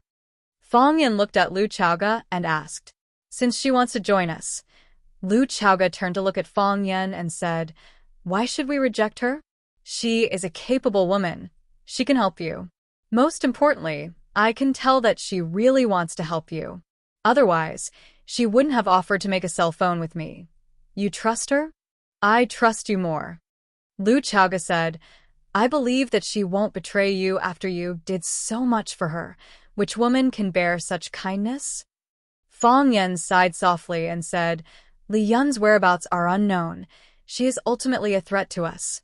If they're using her as a card, then let's just wait for them to show their hand, Lu Chaoga said. Compared to a dead person, it's more meaningful to keep her alive. That's right, Fang Yan agreed. There are too many temptations in this world. Let's see who can last until the end. Mo Qingdi found that he was surrounded. He was surrounded together with the transparent puppy. Standing in front of them was a group of ferocious, white animals. They were the rulers of this land of extreme cold, the snow wolves. Snow wolves are pack animals. They eat and sleep together. They come and go like the wind. Not to mention, no matter if their prey was one or a group, they would always fight together. A bit like humans' shameless style of fighting against a group of them or a group of them. Because of their numbers, as well as their ferocious nature, no one on this land of glaciers. No, not even animals are willing to fight against them. Mo Qingdi met them once in the White Sea, when they were tearing apart an ice bear. Their strong bodies, running speed, and ferociousness in battle left a deep impression on Mo Qingdi. Mo Qingdi used the hermit breath technique to seal his breath and buried his entire body in the deep snow to avoid a direct confrontation with them. Mo Qingdi didn't like eating wolf meat, and he didn't like being eaten by wolves even more. However, He didn't expect that after hiding in this cave, he would still be found by this group of glacier gangsters. Their target is, the transparent puppy? I can't let them eat the ice dragon, Chingdi thought. Even he couldn't bear to eat it. How could he let a group of wolves eat it? With that thought in mind, Chingdi took 2 steps forward. He used his huge body to block in front of the transparent puppy and looked straight into the wolf lord's crimson eyes. Chingdi's fists were clenched tightly as he pondered over the method and direction of his attack. In the middle of the pack of wolves stood an extremely tall and big snow wolf. Its white fur was longer, and its eyes were redder, as if its pupils were filled with blood. Chingdi thought, I'll start with it in a moment. He understood the habits of these animals. They bullied the weak and feared the strong. If he killed the wolf lord first, they would probably scatter in disarray. Chingdi missed his spear a little. If only he could drag it along when he ran for his life during the earthquake. With a spear in hand, the world is mine. Now that he didn't have a spear, his prestige as a man was also weakened. Just as Chingdi was thinking about this, the wolf lord's eyes were also fixed on Chingdi. After glancing at Chingdi, it actually moved its eyes away. Chingdi was no match for it. The transparent puppy was very dissatisfied with Chingdi's reaction. Its little feet stepped on the solid ice, and it trotted in front of Chingdi. Chingdi was afraid that the transparent puppy would have some mishap. If it was eaten by these wolves, then he wouldn't have to hesitate about whether or not to eat the transparent puppy. At that time, he wouldn't even have the chance to hesitate. Chingdi had to protect the transparent puppy from harm. So, Chingdi once again stood in front of the transparent puppy. This time, the transparent puppy was angry. It bared its teeth and used its head to gently nudge Chingdi's buttocks. After that, it once again rushed in front of Chingdi. Because this man and dog were constantly trying to stand up for each other, they were getting closer and closer to the position of the wolf pack. Just as Chingdi was wondering if standing in front of the transparent puppy again would arouse its strong resentment and prevent it from giving him food again, the transparent puppy moved. It actually took the initiative to attack the wolf lord in the middle of the pack. Its body leaped up, and as if there was wind under its feet, it floated in front of the wolf lord. The wolf lord's eyes became even redder. Its body crouched down, and then like a cannonball, it rushed toward the transparent puppy. The wolf lord's body was strong, and its size was much larger than the transparent puppy. In Chingdi's eyes, the transparent puppy had no chance of winning. It opened its bloody mouth towards the transparent puppy's neck, and its sharp teeth emitted a frightening cold light. "Be careful," Chingdi shouted. He didn't know what to call its name, but at this moment, the life and death of the transparent puppy made him extremely worried. It was just like how it was Fang Yan, the closest family member to him. In this glacial land, it was indeed his only family. The transparent puppy's neck was bitten by the snow wolf. No, that was just his imagination. Just as the snow wolf's slender teeth were about to pierce through the transparent puppy's neck, the transparent puppy's body unexpectedly drifted again, and in a flash, it jumped on top of the snow wolf's head. A dog stepping on the head of a wolf, such a scene, was really quite creepy. It was the great wolf lord, and it was actually being stepped on by a dog. The wolf lord was really angry. Awoo! It looked up to the sky and howled, as if it was going to tear its skin and drink its blood. Woo! The majestic howl with hidden anger turned into a painful whine, because the ice dragon had bitten off half of its head. Chapter 6:22. The whole body of the puppy was translucent, and its snow-white skin looked like it would crack at the slightest touch. Its eyes were so innocent, and its body was so thin and weak. It looked a little proud, and a little proud. It looked so pitiful that people couldn't help but want to protect it. It was obviously the little submissive dragon of the ice dragon world. If it was a dog, then it would be a little submissive dog. The roar at the front turned into a sad whine at the back. The huge body of the Wolf King, which was majestic and arrogant a moment ago, fell to the ground. The change in style was too fast for people to accept. Half of the Wolf King's head was in the sharp mouth of the little transparent dog. When the Wolf King fell to the ground, the dog had already floated in front of Mo-Ching-di like a gust of wind. The little transparent dog spat out the Wolf King's head in disgust and used its tongue to roll up a ball of ice and snow on the ground and put it in its mouth. After it spun a few rounds, it actually spat it out with a pew sound. It actually knew how to rinse its mouth? Mo-Ching-di blushed. He couldn't brush his teeth after coming to this land of glaciers. Every day, he just grabbed a handful of ice and chewed it in his mouth. He felt that he was not as clean as the little transparent dog. Ice Dragon turned his head to look at Mo-Ching-di with a smug look on his face. It spat at Mo-Ching-di, as if to say, "Look how powerful I am." Mo-Ching-di's mouth twitched, but no words came out. Defeating the Snow Wolf King in one round, it certainly had the right to show off. The tragic death of the Wolf King immediately made the wolves restless. They retreated in unison, staring fiercely and vigilantly at the little transparent dog in front of them. Soon, another huge snow wolf walked to the center of the pack, letting out a long howl. Hearing its howl, the pack of snow wolves also howled. They had chosen a new Wolf King. The new Wolf King pounced and chewed off half of the head of the previous Wolf King that the little transparent dog had spat out. With a mouth full of blood, it howled again. Its hind legs were bent, and its body was bent back, as if it could pounce on the prey in front of it at any time.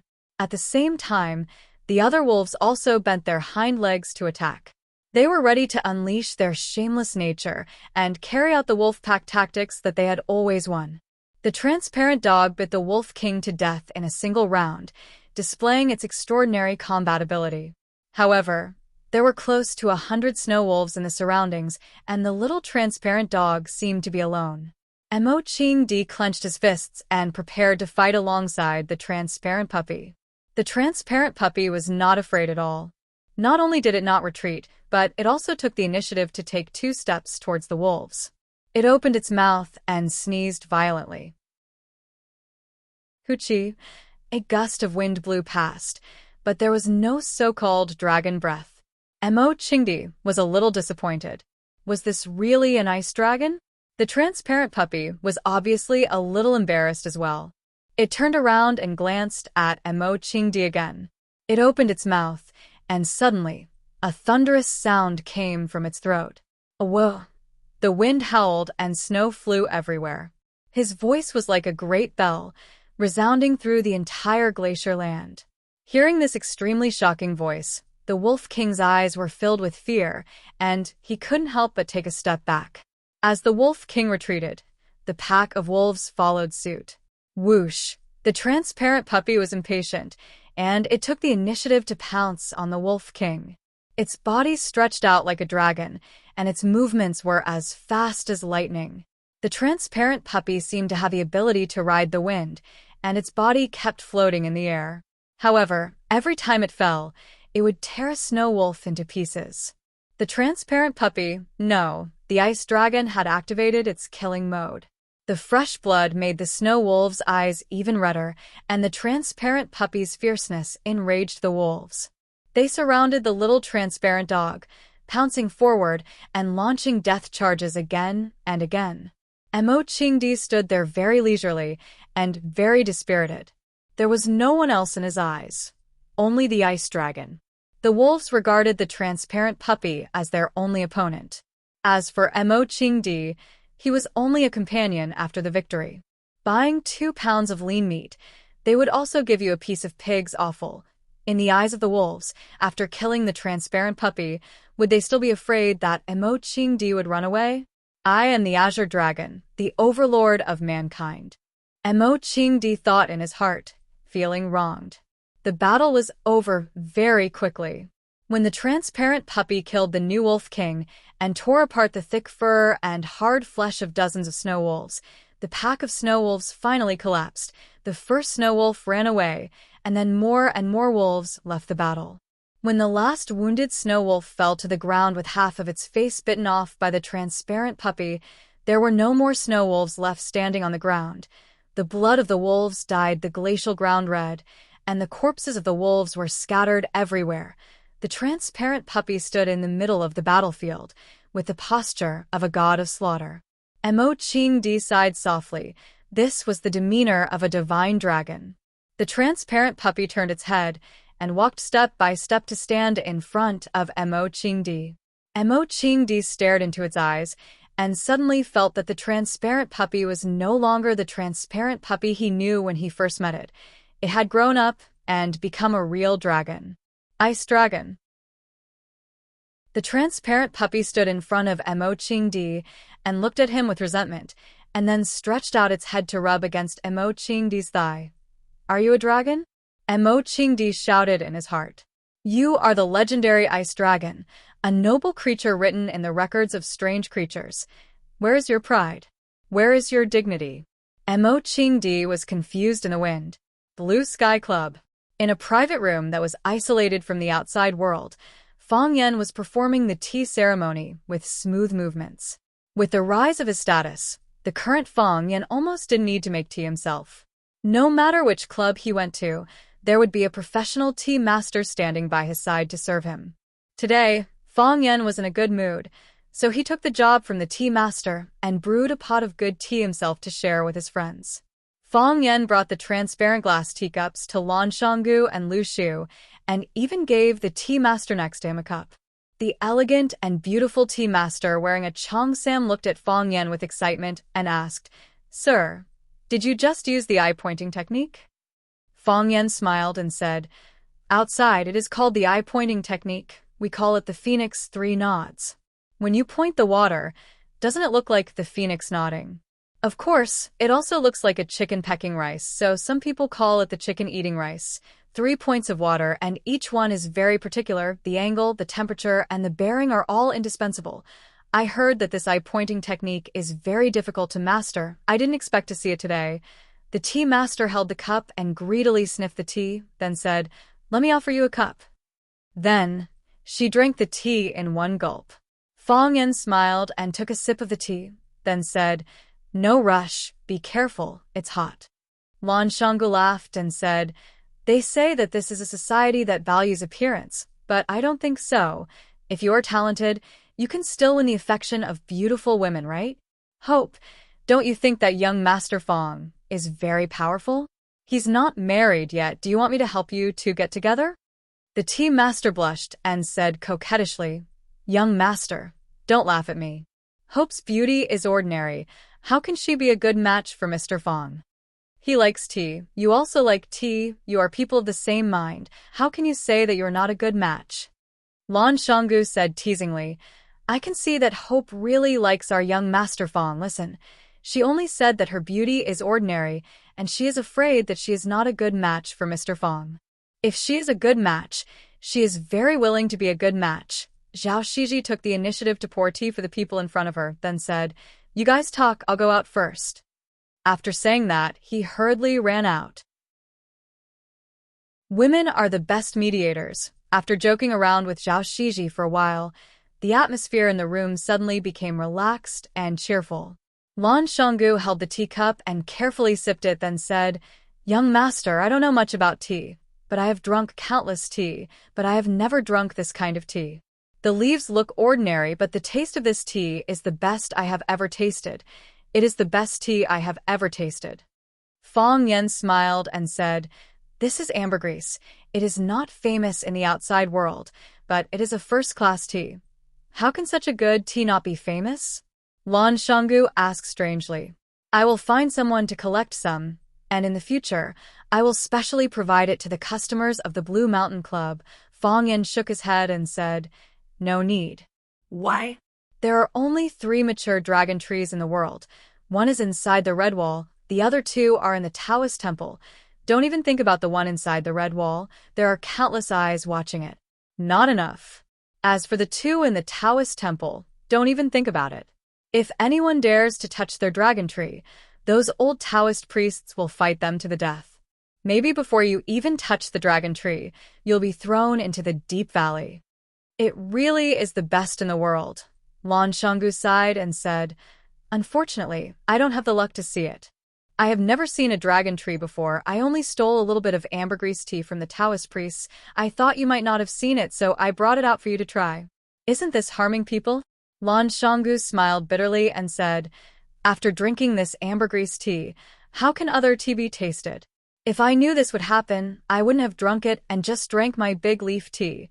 There is no difference if there is no comparison after all.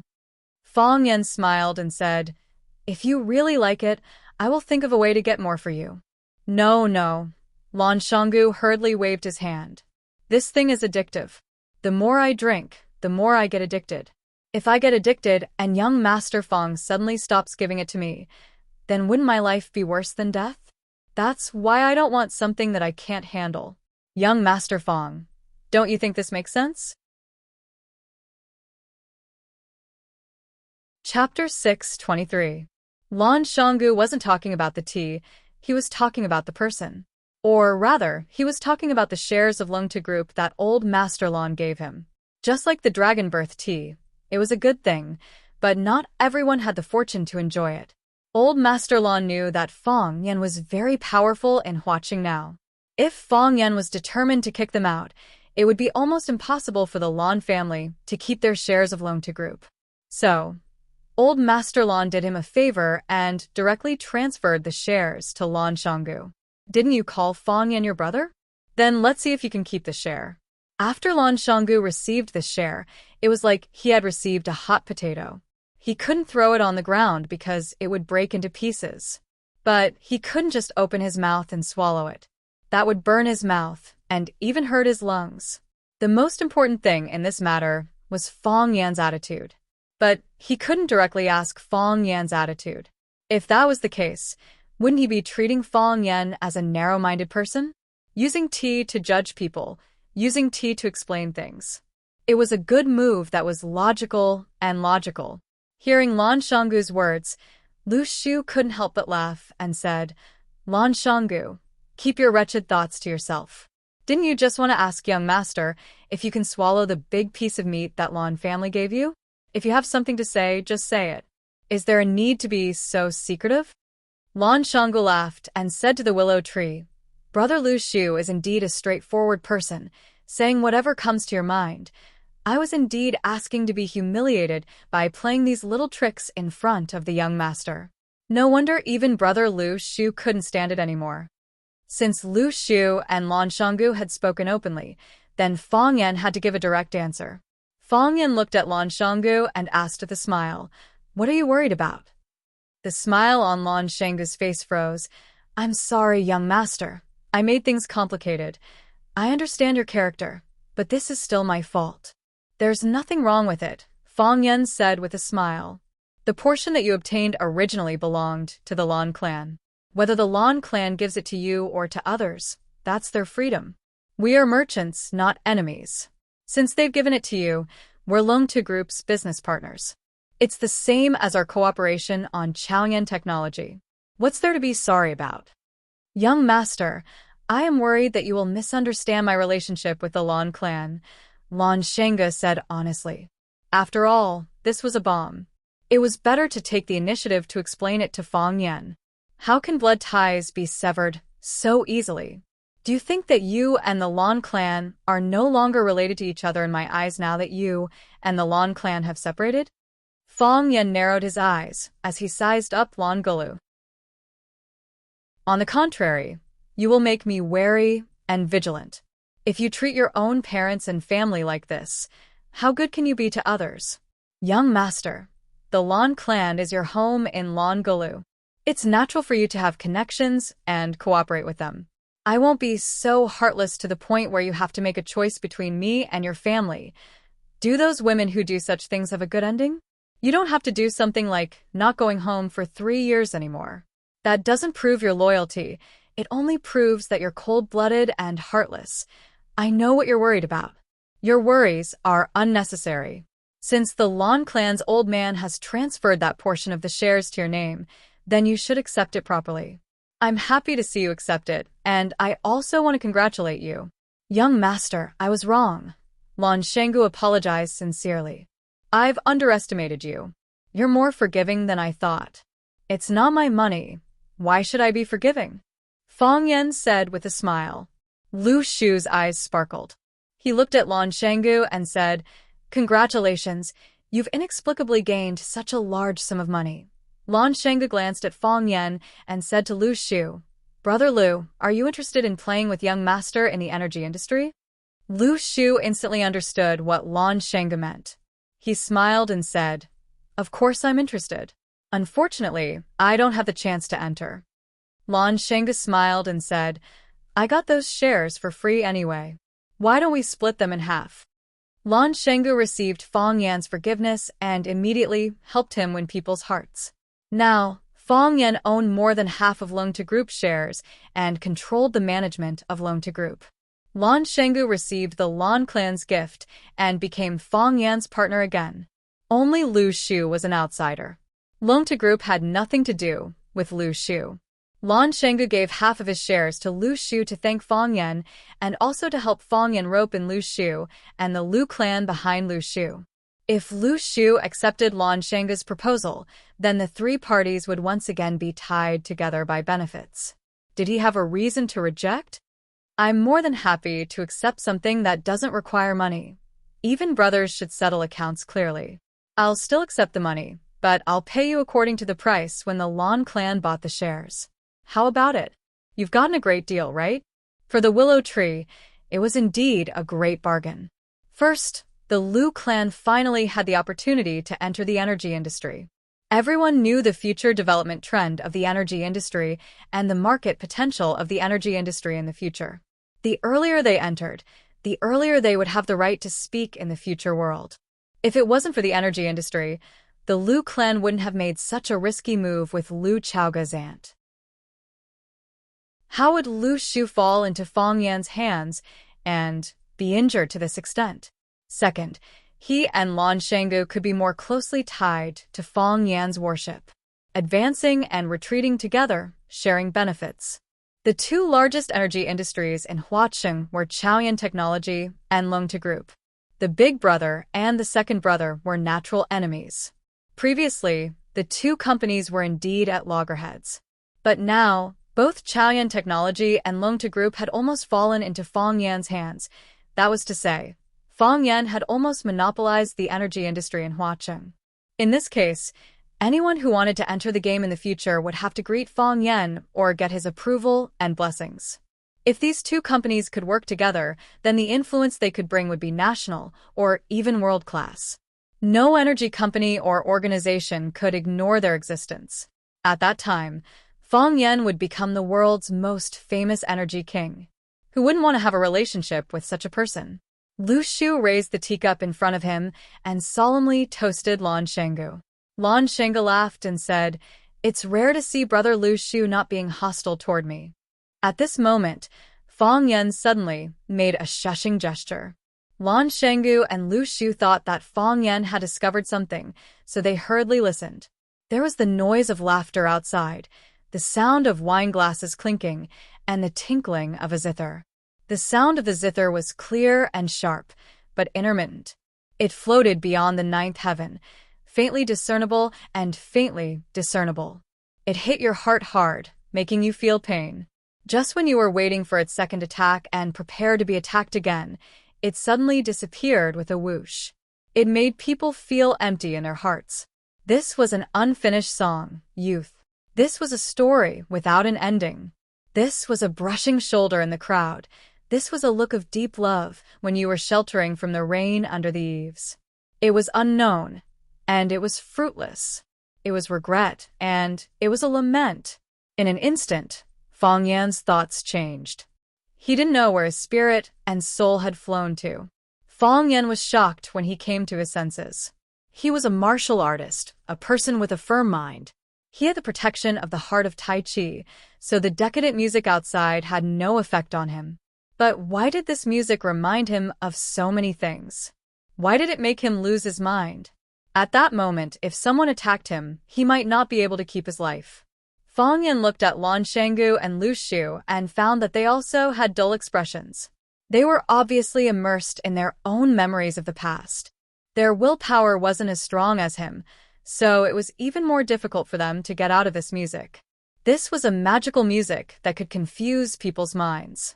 When the music entered the ears, the entire world around them disappeared. When the music ended, they returned to this noisy and chaotic world. Lan Shangu's face was full of fascination. He said, "Who played this song? It's really rare to hear it in this world. I'm not afraid to say it out loud, but just now, I suddenly remembered my first love in middle school. Although I have long forgotten her name, I thought I had long forgotten about this person. It turns out that some things have always been hidden in the bottom of my heart." Lu Shu also remembered many old memories, but his personality was gloomy now and he didn't like to talk much. "I don't know who played this song," Lu Shu said. "Such a wonderful person, no matter what. We should make friends with her." Lan Shangu nodded and said, "I really don't know when the Blue Mountain Club recruited such a brilliant musician." "Wait a moment, I'll find someone to ask." "No need," Fang Yan said. Lan Shangu and Lu Shu looked at Fang Yan curiously. Lan Shangu asked, "Master, you're not interested in her?" "I already know who it is." Fang Yan said, "Only her music can make people's souls leave their bodies and become intoxicated. I can hear the celestial music, but I can't see the celestial being." Chapter 624. Young Master Fang already knows who the immortal is before meeting her? Lan Shangu said with a smile. "Since she's an old friend, then all the more reason to invite her over. Are you afraid that Lu Shu and I will steal your limelight? You don't have to worry about this. Lu Shu and I are indeed a bit more handsome than you, but as long as it's a woman that young Master Fang values, even if we admire her, we definitely won't pursue her. Of course, if that immortal accidentally takes a fancy to us and takes the initiative to launch a fierce attack on us, at that time, young Master Fang mustn't break us up because of jealousy." Fang Yan knew that Lan Shangu was joking with him, using such a casual way to get closer to him. This was a man with a high EQ. With him joking around, it made people feel much more relaxed. If he were to sit there with a willow tree with a gloomy face, speak sarcastically, and look at people with a hidden ominous glint, perhaps Fang Yan wouldn't even be able to hold on for a minute. He would have long made up an excuse like his puppy was about to give birth to a second child and run away.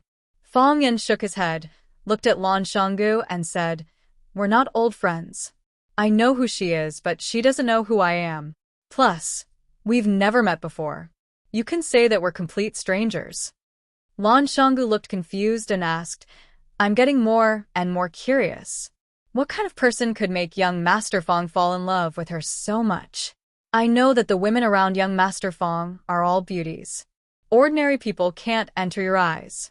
Someone who plays classical music? If there really is such a person, then it can only be that legendary figure. There's only one person in the whole of Huaxia. I'm afraid I won't have the luck to meet her in this lifetime." "That person," Fang Yan said with a smile. Lan Shangu's eyes widened and said, "One of the 7 addicts of Huaxia, Le Qi?" "That's right." Fang Yan nodded with a smile. "When I was in Beijing, I was fortunate enough to hear one of her performances. I only heard the music but didn't see her. However, it was enough to be unforgettable. He subverted my understanding of music and magnified all kinds of positive and negative emotions hidden in the bottom of my heart. It made it difficult for people to extricate themselves from the past. Some were sad, some sighed, and even more wept. My voice lingers for 3 years. When I first heard the sound of the zither, I didn't have such a strong feeling. But towards the end, I once again fell into an uncontrollable mood. I think that a musician of this level is not something that can be found easily. Only she had such an ability. Who else could it be if not her?" "Yes. I've also heard of an interesting story about Music Fanatic," Lan Shangu said seriously.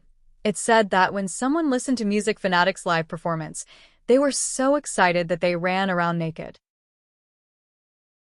This kind of baseless thing." Fang Yan's cheeks were slightly red, and she had the urge to strangle those people who were gossiping around. It's usually a marketing event for the company behind the scenes. Entertainment companies often use this kind of method to promote their artists.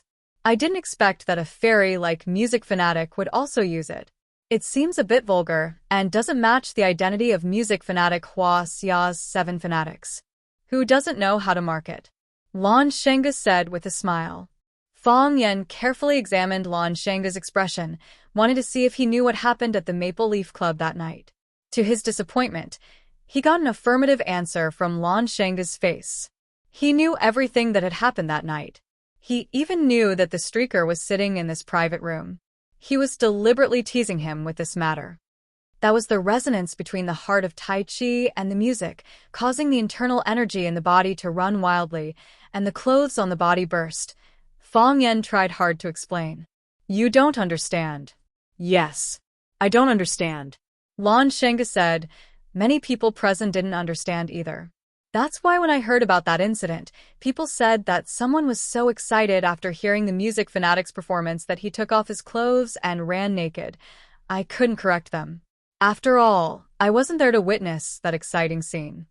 Fang Yan wanted to take back Lan Shengge's shares from Lung to Group. What was the point of letting him earn so much money? He was going to strangle him to death soon anyway. I didn't expect the mysterious music fanatic to appear in Huacheng and to come to my Blue Mountain Club. Lan Shengge seemed to have guessed what Fang Yan was thinking and quickly changed the topic.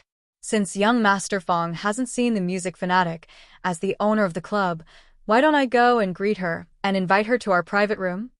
No need. Fang Yan rejected. I heard that the music fanatic likes silence and doesn't usually talk to strangers. She doesn't even meet the guests when she's performing. Why should we force her?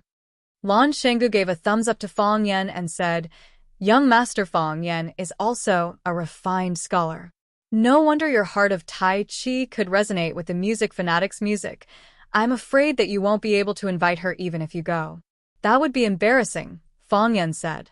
While Fang Yan and Lan Shengge were joking, Lu Shu sat at the side and drank his tea in silence. He seemed to be listening attentively to what the two were saying, but he also seemed to be uninterested in anything. Lu Shu, one of the 4 prodigies of Huacheng, was once active in the circle of Huacheng's playboys. Ever since he was disfigured in that accident, his personality had changed drastically. He was now like an eccentric monster. That's right, someone had already given him a new nickname, Wolf Head. After 3 steeps of the ambergris, just as Fang Yan was about to get up and leave, there was a commotion outside the private room. Who was the one playing the piano just now? Come out and let me see. Come out, we'll be greatly rewarded. I hope it's a beauty. If it's an old lady, it'll ruin our mood. Fang Yan's expression was slightly angry, but he didn't say anything in the end. Although he had never met Li Qi before, because of these 2 songs and the telepathic resonance between them, he had already regarded Li Qi as a close friend in his heart. He didn't want Li Qi to encounter any injustice. The people outside were obviously here for Li Qi. They could also hear the beauty of the piano sound, so now they wanted to see who the person playing the piano was. Lan Shengge had been paying attention to Fang Yan's words and actions. Seeing Fang Yan's unhappy expression, he smiled and said, In the few years that eldest young master wasn't here, some kids appeared in Huacheng. These young people rely on the fact that their families are rich to be arrogant and domineering. They often do things that are out of line.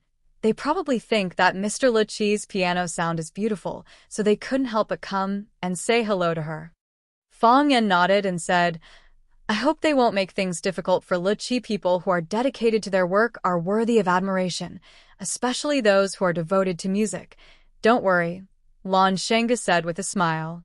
This is my turf. I'm sure they will give me some face. As soon as Lan Shengge finished speaking, the noise outside became louder and louder. Are the people inside all dead? Open the door, we're going in. The asterisk Tisich, are you going to open the door or not? If you don't open the door, I'm going to smash the door. Do you know what this place is? This is the Lan family's turf. I'm telling you, if you don't open the door, you'll never be able to leave the Blue Mountain Club. The voices outside traveled into the private room. Fang Yan looked at Lan Shengge with a smile. Lan Shengge's face was so gloomy that water was about to come out. He had just bragged to Fang Yan that the young people outside would more or less give him some face, and now they were yelling that they would smash the door and make it impossible for them to leave the Blue Mountain Club. He felt his old face burning with pain. He had been slapped dozens of times by the kids outside. "I'll go out and take a look," Lan Shanga said in a low voice. Fang Yan nodded and said, "I'm going home to sleep as well. Let's go out and see what's going on."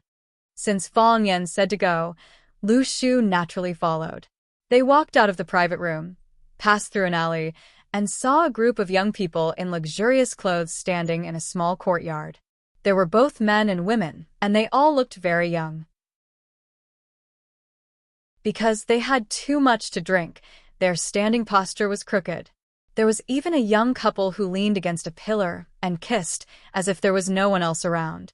At the door of a room, there were a few young people holding wine bottles. They were cursing and swearing, saying some unbearable things. There were also two young people who were a little impatient and directly ran over to knock on the wooden door of the private room. If they couldn't open the door, they kicked it with their feet. The sound of banging was endless. The wooden door creaked.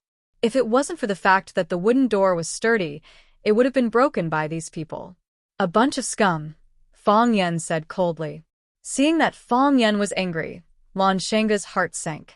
He strode towards the scene of the accident and shouted, "All of you stop." Lan Shanga was tall and had a strong aura. His voice was like thunder, giving people a great deterrent. There was a moment of silence. However, when those young people saw that Lan Shanga was just a big guy they weren't familiar with, they started laughing again. "Damn, who is that big guy? Where did this mad dog come from? How is this a mad dog? It's clearly a big black bear. Ha ha ha, I know him. He's the idiot who proposed to split from the Lan family. Lan Tingyue, your idiot big brother is here." Lan Tingyue stood at the door, staring fiercely at Lan Shanga, who was walking towards him. Chapter 6:25. The old hatred had yet to be resolved, and now there was a new one. Lan Tingyue hated Lan Mountain Valley. This hatred stemmed from the excellence of Lan Mountain Valley in the past and the jealousy in his bones. However, he didn't expect that 3 years ago he would make a mistake and cause his own death. If he hadn't left the Lan clan, which young master in Flower City would dare to look down on him? Just because of a few words in front of the house, Lan Tingyue's newly bought Lamborghini was hit by a Hummer and turned into scrap metal. They didn't even need to drag it to a 4S shop to be repaired, because the repair money was enough to buy a new, better car.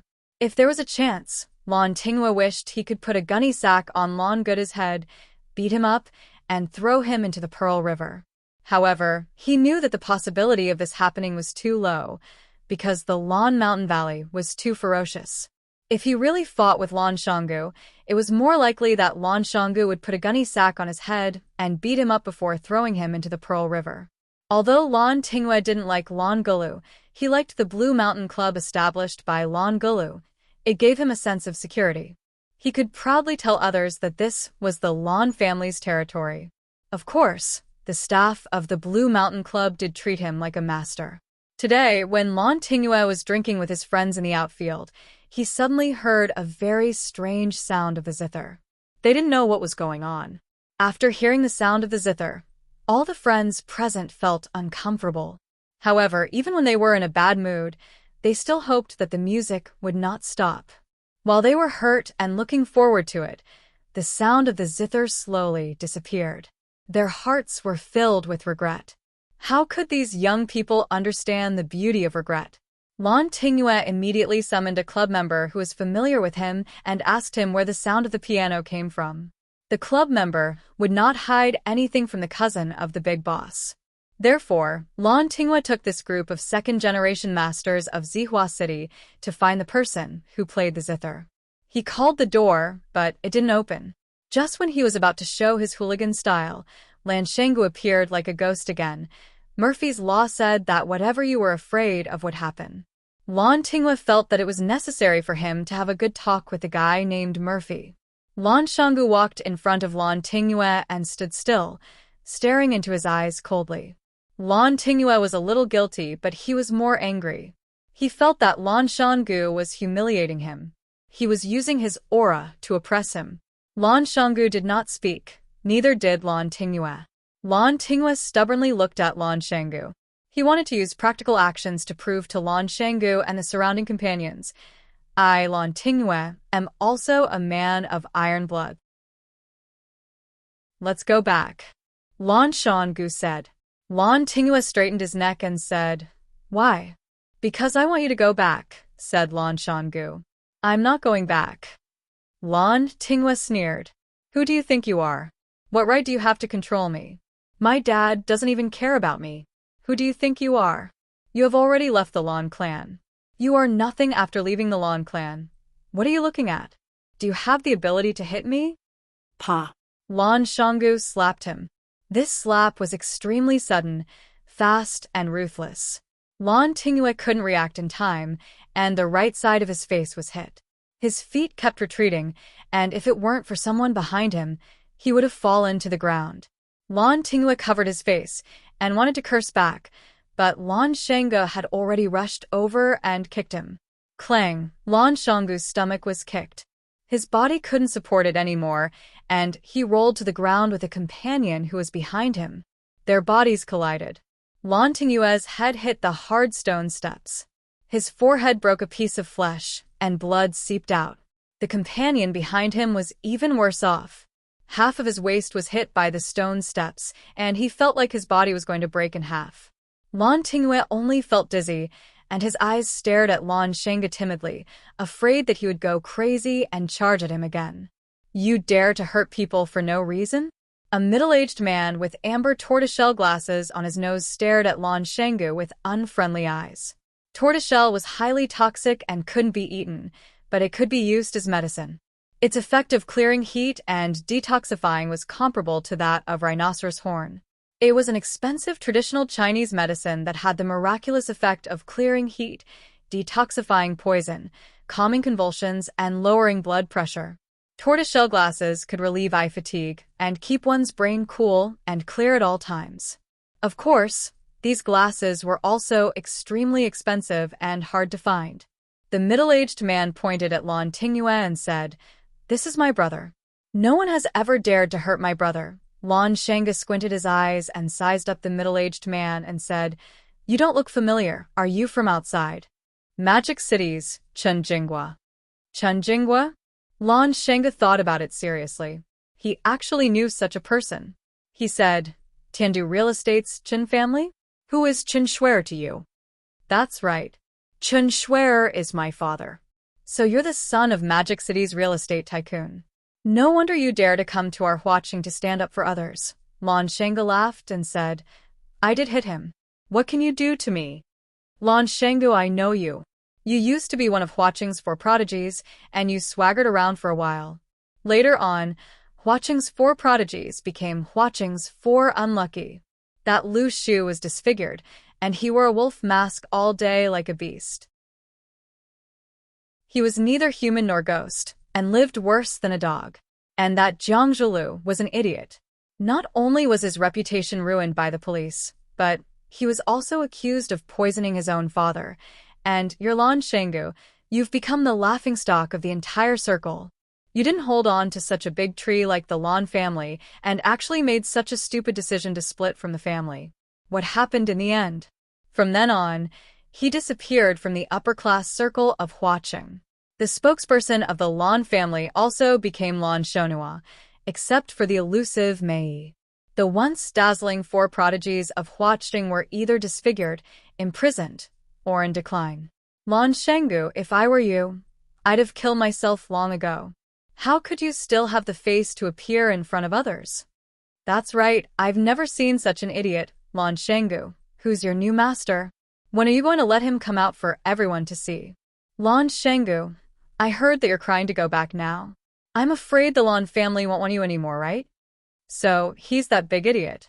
My brother often talks about him. He's such an idiot.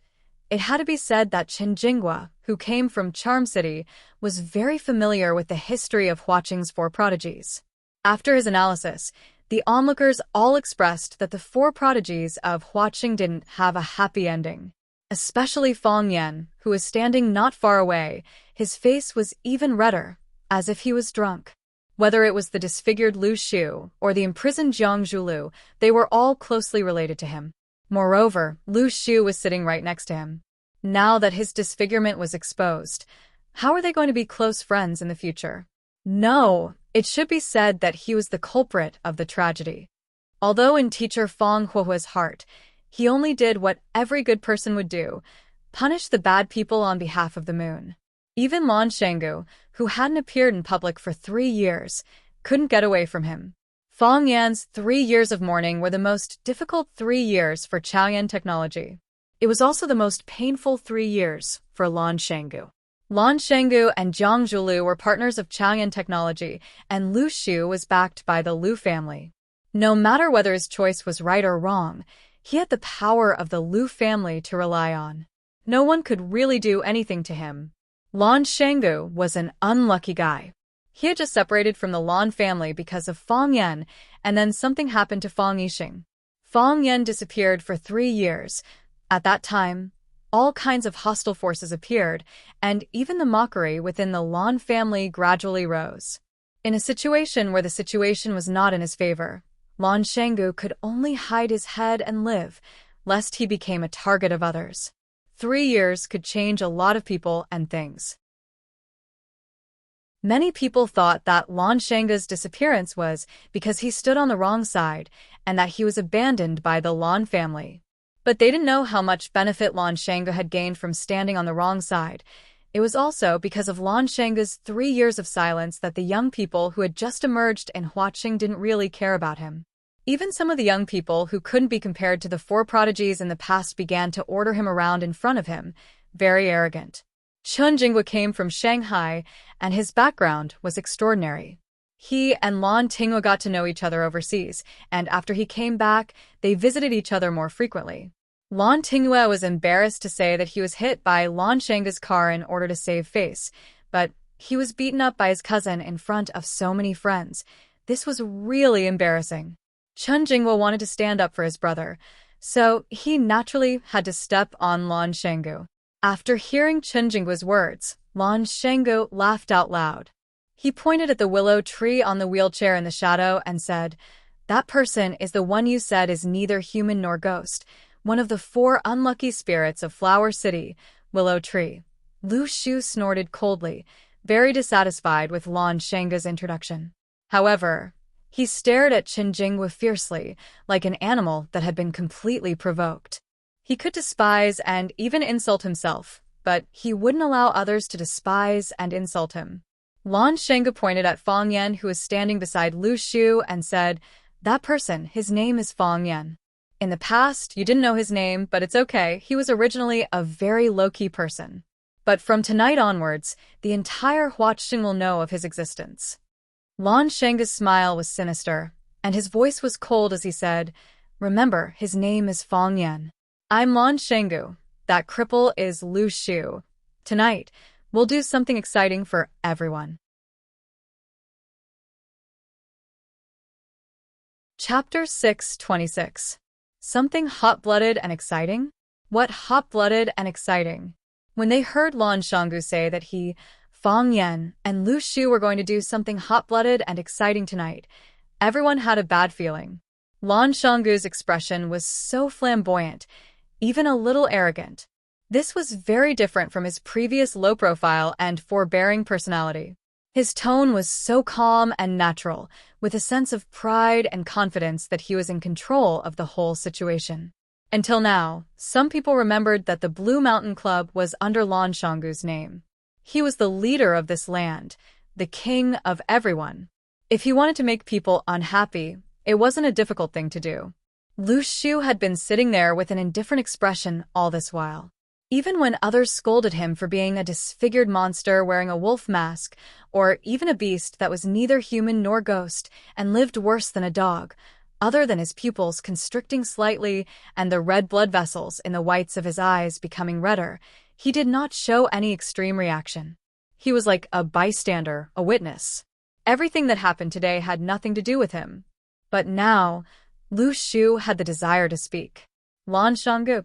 His voice still carried a strong sense of mockery, as if he didn't like anyone or anything.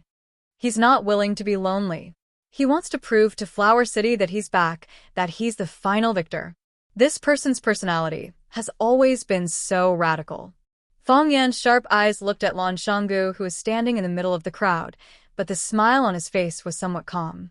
He didn't seem to care about what Lan Shanggu was about to do, and he didn't care about the results. Originally, I thought that we could wait a little longer, at least until the Lungta group becomes a whole in our hands, until we put all the meat on our plates, until we eat the roasted duck into our stomachs. Fang Yan replied softly, but since Lan Shanggu feels that today is the best time, and this is the best place, then let him stand up and make a declaration. Let him tell everyone in Flower City that we're back. It was also to let those enemies, detractors, belittling people, and neutral onlookers understand this matter. We are the final victors, and we will soon rule over Flower City. Lu Shu looked at the side of Fang Yan's face in astonishment. This was a gentle man, a refined man, a man who would not say such arrogant words as "I am the only one in the world," even when he was using violence. He had never heard Fang Yan say something like that, saying that they were the final victors and that they were going to dominate Flower City. Needless to say, this kind of feeling was really quite exciting. Do you think it's strange? Fang Yan asked with a smile. There were a few accidents. The willow tree said, "This has always been your goal. It wasn't on your way. You have been working hard towards this goal, but you have never said that you didn't want to become the ruler of this city." Fang Yan grinned and said, "I've never thought about becoming the ruler of this Flower City. What I've obtained today isn't the goal I've been working so hard for. I'm not afraid of you laughing at me for saying this. When I returned to Swallow Dock 3 years ago, I even wanted to go back to Flower City after the new year and quit my job as a teacher at Rosefinch Secondary. I wanted to go back and be with a very barbaric, but also very beautiful girl. In the morning, I accompanied her to practice martial arts on the Green Mountain 1-foot platform. In the evening, I accompanied her to watch the sunset by Stone River. At night, I took her for a walk in the alleys of the village. I fed the cats and dogs. Whenever I had the chance, I would secretly touch her little hand. She dedicated her life to martial arts, so I wanted to dedicate my life to her and martial arts. I wanted to see what the human limit was and how far the heart of Taiji could go. I wanted to cure Grandpa's leg. I wanted to avenge the old drunkard." Fang Yan turned to look at the willow tree and said, "Look, which one of these things isn't important? Which one of them isn't more important than becoming the ruler of this Flower City? It's too important, 100 times more important than me standing here today." However, God wasn't satisfied. He felt that this game was too monotonous and boring, so he kept adding plot twists and turns. In the end, he turned me into such a... Fang Yan hesitated for a while, then finally used a more appropriate word to describe himself, a yuppie. If given a choice, who would be willing to compete with others in shamelessness and shamelessness. Fang Yan looked at the willow tree and asked, "Did you remember everything I said?" "I did." The willow tree nodded and said, "Very good." Fang Yan squinted his eyes and smiled, saying, "If you have the chance to see Ro, you must tell her what I said. The power of words of love spoken in person and words of love from someone else's mouth are very different." The willow tree sighed softly and said, "I suddenly regret one thing." "What is it?" "If I heard what you said earlier, if I knew you were such a person." The willow tree reached out to touch the wolf mask on his face and said, "Why would I want to be your enemy? Why would I want to be your enemy? Bad person.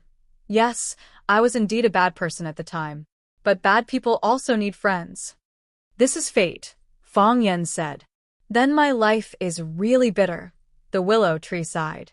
Ever since he met Fang Yan, his life went from the lowest point to the highest point, but did he gain more or lose more? This kind of question would swallow his heart every sleepless night. Lan Shanggu clapped his hands, and a group of tall men dressed in black surged into this independent courtyard. They skillfully blocked the 4 arches of the courtyard. Without Lan Shanggu's permission, no one could go out. There was a commotion at the scene. Many people were worried that these men in black would attack them. Someone took out a phone from his pocket, preparing to call the outside world for help. A man in black ran in front of Lan Shanggu and asked in a low voice, "Young master, do you want to put away your phone?" Lan Shanggu sneered and said, "No need.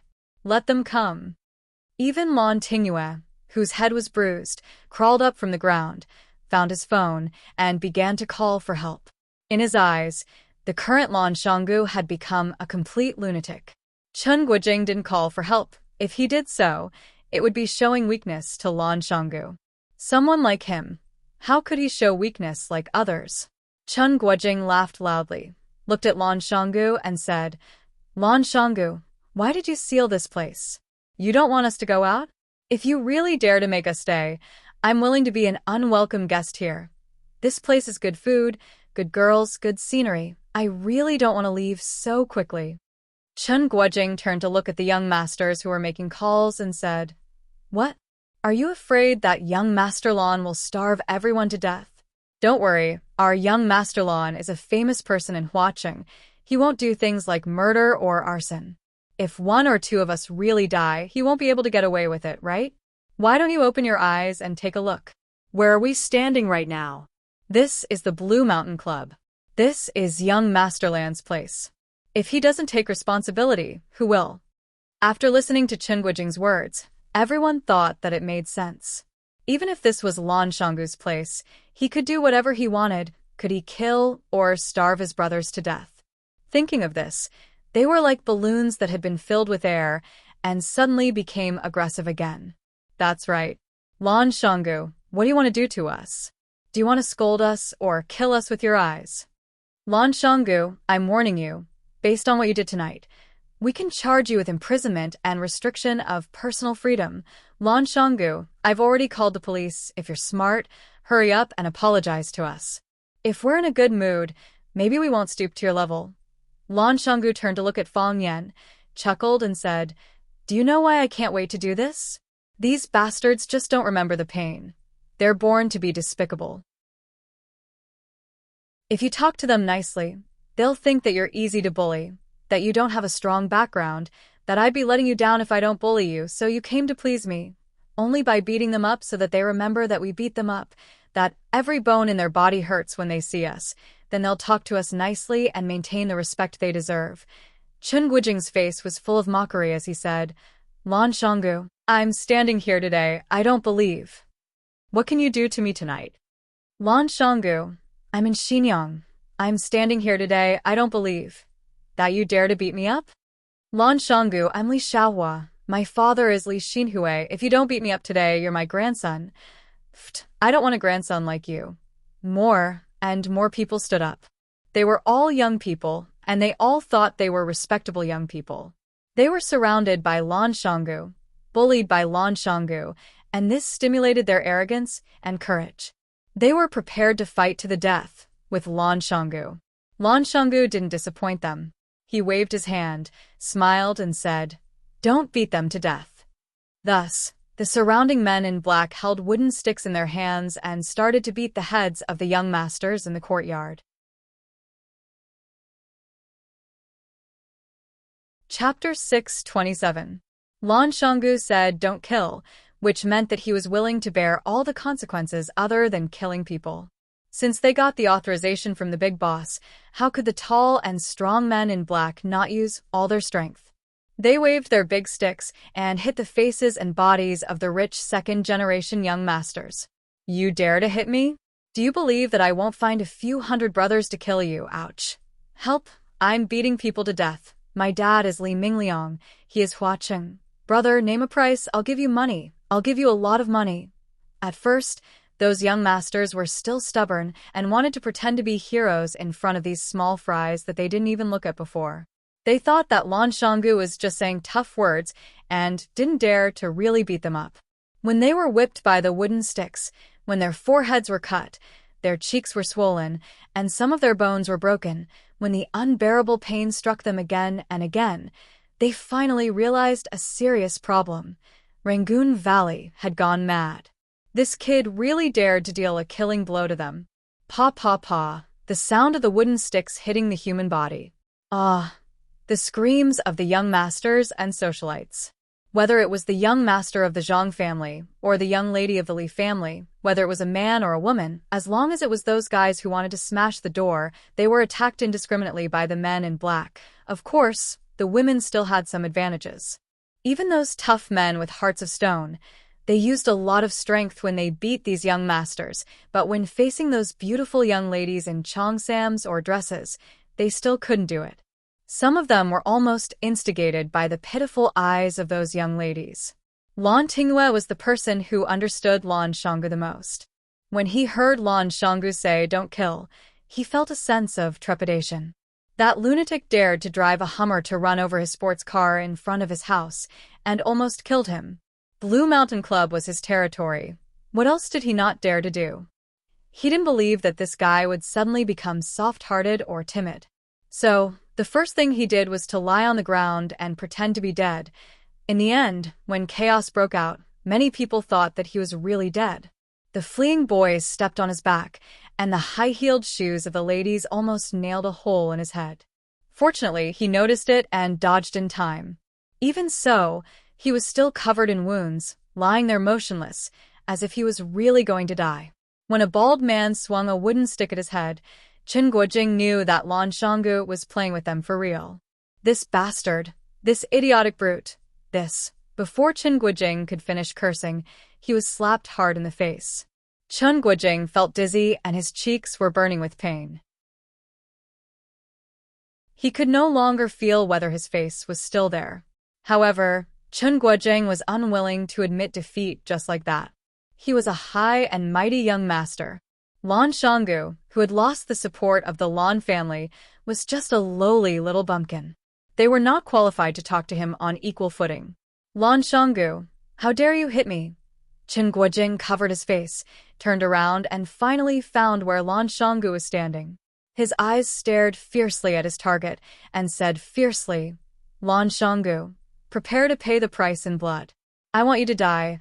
I want you to die without a burial place." Smack! The bald man once again raised his rod and ruthlessly smashed it on Chen Guojing's head. Crack! The wooden stick broke into two, and Chen Guojing's forehead was overflowing with dark red blood. When the blood flowed to the corner of his mouth, Chen Guojing finally couldn't stand anymore, and his body fell heavily on the lawn of the courtyard. After Chen Guojing fell, the group of arrogant and despotic young masters and young ladies no longer had anyone who could stand up. Lan Shanggu waved his hand, and the group of men in black scattered in all directions with their wooden sticks. Once again, they silently guarded the four arched exits of the small courtyard. "My head is bleeding. I'm going to die. Send me to the hospital. Mom, they hit me. I want to go home. I want to go home. Ouch, my leg. My leg is broken." Wailing like ghosts and howling like wolves. Miserable and miserable. Lan Shanggu passed through the group of people lying on the ground and stopped where Chen Guojing fell. He squatted down and looked at Chen Guojing, whose head was bleeding and body was twitching, and smiled. "Young Master Chen, how do you feel now?" "Lan Shanggu." Chen Guojing's voice was trembling, and he used his hands to grab the weeds on the ground, as if it was Lan Shanggu, and he was kneading them into grass juice. "No need to threaten me." Lan Shanggu patted his shoulder and smiled. "You've already been beaten like this. If you threaten me again, and I happen to be a narrow-minded man, what if I can't help but beat you up again? Do you understand something now?" Lan Shanggu smiled and asked. Chen Guojing clenched his teeth and didn't answer. He understood that Lan Shanggu was a mad dog. "You already have the answer in your heart, don't you?" Lan Shanggu straightened his body and stood up. He looked at the young masters and young mistresses lying on the grass and said arrogantly, "You understand that Lan Shanggu isn't that easy to bully. Is that so? You just don't want to admit it. Do you think that I have nothing after losing the Lan clan's protection? Do you think that I will die for sure after offending the Jiang clan? Do you think that I, Lan Shanggu, am just a sick house cat that you can bully? I'm sorry, I've disappointed you. After leaving the Lan clan, I'm still living very well. I don't need the Lan clan's protection. On the contrary, I'm helping the Lan clan. I did offend the Jiang clan, but the Jiang clan couldn't suppress me. I, Lan Shanggu, am still standing here with my back straight. I'm not a house cat, not a sick dog. Whose house cat dares to beat you like this? Whose sick dog would do such a thing for the sake of the people?" Lu Shu looked at Lan Shanggu, who was giving a speech in the middle of the crowd, curled his lips, and said sarcastically, This kind of flattering method is really shameless. Fang Yan laughed as he watched, as if he didn't hear what Lu Shu said. You're all hurt, right? Have you all learned your lesson? From this moment on, you all know who you can't offend in Flower City? Lan Shanggu looked at where Fang Yan was standing and said, My speech is over. Now I will formally introduce a distinguished guest. Fang Yan waved his hand and said, I'll pass. I'm not used to such a grand occasion. Lan Shanggu laughed loudly and said, Look, our eldest young master doesn't even have the interest to talk to you. Only I, Lan Shanggu, am willing to put down my pride and stand up to teach you a lesson. Lan Shanggu walked to the wooden door that had been tightly shut and warmly shouted to the people inside. Flower City, Lan Shanggu. Is Senior Li Qi inside? Creak. The wooden door opened a little, and a green-clothed child peeked his head inside. Seeing Lan Shanggu at the door, he doubtfully asked, You saved us? That's really embarrassing, Lan Shanggu said with a guilty expression. Lan Shanggu said guiltily, The Blue Mountain Club is my business. It's an honor for Senior Li Qi to come here, but I didn't expect that these gangsters would affect Mr. Li Qi's mood. I'm willing to die 10,000 times.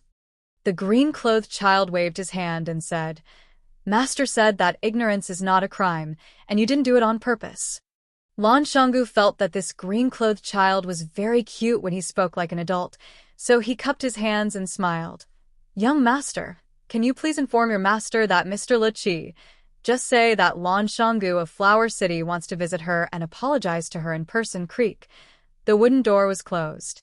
Lan Shanggu rubbed his nose and bitterly smiled. Isn't this a bit too violent? You could just say that master is already asleep. Creak. The wooden door opened again. The child stood at the door and asked in a clear voice, Is there a person named Fang Yan here? Fang Yan was stunned, thinking, How did Mr. Li Qi know my name? He thought about it and realized that he had never had any direct contact with Mr. Li Qi. The only time he had contact with Mr. Li Qi was in an awkward situation where he ran naked. Of course, even after paying so much money, he still didn't have the chance to see Mr. Li Qi. Why did this little boy ask for his name today? Lan Shanggu was also stunned. He thought that Fang Yan's words were too insincere. He just said in front of them that they had never met and that he only admired her. Now that Li Qi's disciple asked if he was here, it proved that they had been in contact for a long time. Lu Shu was suspicious, so he also had the same thought. Why did Fang Yan deny his relationship with Li Qi in front of him and Lan Shanggu? If they were already familiar with each other, why did he say that they had never met? What kind of truth was he trying to hide? Could it be that Li Qi and Fang Yan were lovers?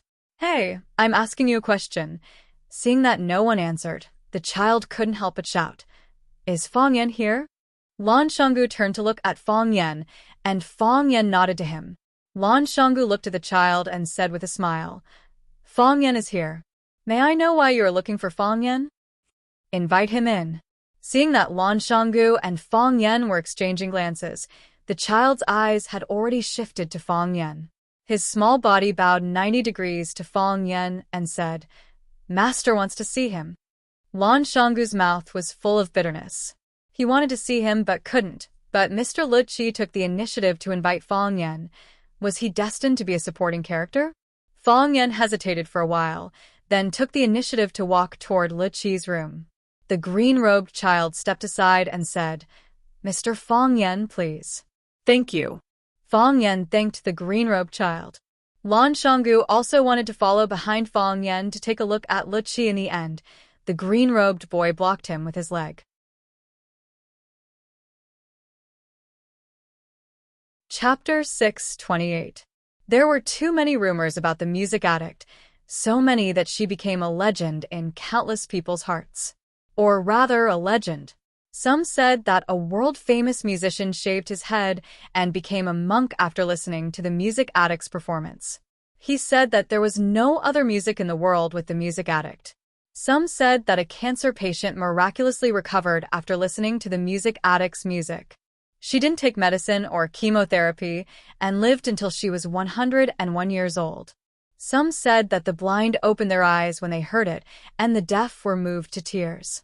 Some said that someone took off his clothes and ran naked in front of countless people after listening to the music addict's performance. Otherwise, it would be difficult to express his feelings at that time. Oh, the hero of this rumor was Mr. Fong Huohua. Fong Yan knew about the music addict for a long time, but he never had the chance to meet her. The music addict was not very willing to meet people, and there were very few people who could meet her. This was also the reason why Fong Huohua was a little excited when he heard that he could meet music addict and her friends at night when he returned to the capital, who didn't want to have intimate contact with their idol. It had been 3 years since they parted at the Maple Leaf Club. The music addict's music skills should have improved, right? Fong Yan thought. Fong Yan thanked the green-robed boy and walked past him. He heard the sound of the door closing behind him, but he didn't look back. This was an antique room. Most of the furniture and walls were made of various kinds of wood. It was simple, but not simple. Every decoration was unique. Every one of them had a great background and was worth a fortune. He couldn't see her, but he could smell the fragrance of flowers. Yes, it was the fragrance of flowers. There were roses, lilies, peonies, lilacs, hyacinths, and some unknown flowers. The room was filled with pots of flowers. The flowers were blooming, and their fragrance assailed the nostrils. It made people feel like they had entered a flourishing garden. The room was very big, and it was divided into 2 rooms. One was the outer hall, which was used to entertain guests. The other was the inner room, which was used for guests to rest. A screen that imitated the along the river during the Qingming festival painting separated the inner and outer rooms. Fong Yan stood outside and looked into the inner room. He did not know if he should walk in directly or if he should ask first. Just as Fong Yan was hesitating, a low flute sound came from inside the room. They were like goose feathers, like flying cotton, like fine threads, like clouds and mist, and they were so thin that they were almost inaudible. If Fong Yan wasn't so close, he might not even have heard the sound. Fong Yan's mind was instantly attracted by the sound of the flute. He released all of his mind and grabbed towards the sound of the flute. He wanted to get closer to it. He wanted to hear it more clearly. The harder it was to possess, the more he would miss it. The sound of the flute was like a woman, a charming woman that made people toss and turn restlessly. The sound of the flute gradually died down. Fong Yan's heart felt empty. He really wanted to ask if there was more, or curse out loud. F***ck, it just started, and it's already over. Can't you let me enjoy it? However, he resisted the urge and waited quietly. He believed that this was not the end, but only the beginning. Sure enough, Fong Yan's guess was not wrong. Suddenly, the sound of the flute suddenly soared into the sky. It was sharp, loud, and resounded through the night sky. This time, not only Fong Yan could hear it, but the people at the door could also hear it. The people in the courtyard could also hear it. Those who were drinking could hear it, and those who were flirting could also hear it, as if the entire flower city could hear it. Fong Yan turned pale with fright. What kind of music had such a strong penetrating power and vitality? He knew that this sound couldn't be heard by the entire city, but the soaring momentum it displayed made people feel that nothing could stop it. Time, space, distance, and any other factors. Between heaven and earth, there was only the sound of the flute. Different from the previous 2 performances, the rhythm this time was very cheerful and joyful. It was like a girl in love, like a young man who lost his virginity, like an uncle who won a prize, like an old man who held the hand of Widow Wang at the head of the village. Everyone listened with joy, and everyone couldn't help but smile. The corner of Lu Shu's mouth that was hidden behind the wolf head mask slightly raised. Lan Shanggu laughed without a care in the world. Lan Tingyue, who had just been beaten, grinned. When he smiled, the wound at the corner of his mouth was pulled. Chen Guojing, who fell to the ground, also squinted his eyes and smiled. The blood on his forehead kept flowing, but his smile became more and more brilliant. Others were also laughing. Those men in black who had beaten people were laughing, and those young masters and ladies who had been beaten were also laughing. Everyone had thousands of reasons to be happy. Their bodies floated in the clouds, as if there was nothing in the world that should be worth worrying about. Fong Yan was also laughing. As he laughed, A horrified expression appeared on his face. He had discovered something very embarrassing and dangerous. His heart of Tai Chi once again spun for no reason. There was no danger and no consciousness. It just followed the rhythm of the music, like a wild horse that had run away from its reins. The sound of the flute became louder and louder, and the mood became more and more joyful. However, the heart of Tai Chi also spun more and more crazily. Fang Yan had a very bad feeling. He knew that according to this trend, he was afraid that the heart of Tai Chi would enter a state of out of control again. His dantian had begun to burn, and his body had become hot. It could be foreseen that the scene of running naked again was about to happen. It stopped at the happiest point, and stopped at the highest point. When the sound of the flute brought everyone's mood to the highest point, it suddenly stopped when everyone was laughing the most happily. The sound of the flute disappeared. There was no warning and there was no gradual cycle. It could come and go as it pleased. It was like a capricious and mysterious girl. Someone outside cursed loudly. Fang Yan couldn't help but want to rush up and hug Lu Qi and kiss her. Thank the heavens, Lu Qi stopped in time. If she didn't stop at the crucial drum beat, Fang Yan would have exploded again. Fang Yan knew that Lu Qi stopped because of him. Our hearts are connected, and we can't control our emotions. A woman's elegant voice came from behind the screen. Fang Yan, I have been looking for you for 3 years. It ended just like that? Lan Shengge said with a sense of loss. He loved tea and wine, but he wasn't usually interested in music. However, after listening to Lu Qi's performance, he realized that music was such a wonderful thing. It could move your emotions and temporarily separate your body and soul. It could bring your soul to travel beyond the heavens and soar in this boundless world. But why did it end just like that? Lu Shu frowned. He was obviously very dissatisfied with Lu Qi's unfinished behavior. Lan Shengge sighed softly and said, one of Hua Xia's 7 addicts, Lu Qi, came to Huaqing, to the Blue Mountain Club, to the Lan Valley. I actually didn't have the chance to meet her. If this gets out, how can I go out and meet people? Tell me, should I knock down that kid guarding the door and force my way in to take a look? I've already said those shameless words just now, but aren't you still alive and kicking without losing a pound or 2? The willow tree said with a face full of ridicule. Lan Shengge touched his nose awkwardly and said, Brother Lu, I'm sorry. You also know that the Lan clan didn't handle things properly last time. This time, the old man in the clan pushed me to take the blame. Although young master didn't say anything, he was still a little unhappy. He has given me a huge benefit, so I have to give him some face. Isn't it what I should do to say good things about him in front of these useless people? How about next time you set up the stage? I'll do it for you, and you can also praise young Master Fang in front of everyone. I can't do such a shameless thing, Lu Shu said disdainfully. Hey, I say, old Lu, we're in the same boat now. Do you think I don't know what you're thinking? Say whatever you want to say, do whatever you want to do. What's wrong with saying a few words of flattery? Compared to the money we're making every day, it's nothing. Besides, what do you need to be shameless? Do you still have that thing? Lan Shengge, Lu Shu roared. All right, don't get angry at me. Lan Shengge laughed and said, even if I get angry, you can't kill me, right? Tell me, what is young master doing with that woman inside? Lu Shu snorted and didn't want to answer Lan Shengge's childish question. However, he was also very curious. What was Fang Yan doing with that woman inside? At this moment, a middle-aged man hurriedly walked in. He walked to Lan Shengge's side and said in a low voice, Young master, the families of these people are here. They want us to hand them over. Are they very excited? Lan Shengge asked with a smile. Yes. The middle-aged man nodded and said, very emotional. Many people brought bodyguards and said that if we don't hand them over, they're going to take them by force. Oh. Lan Shengge nodded and said, let them wait. Young Master Shonhua is also here. The middle-aged man said. Lan Shengge squinted his eyes and smiled and said, let him wait too. Big brother.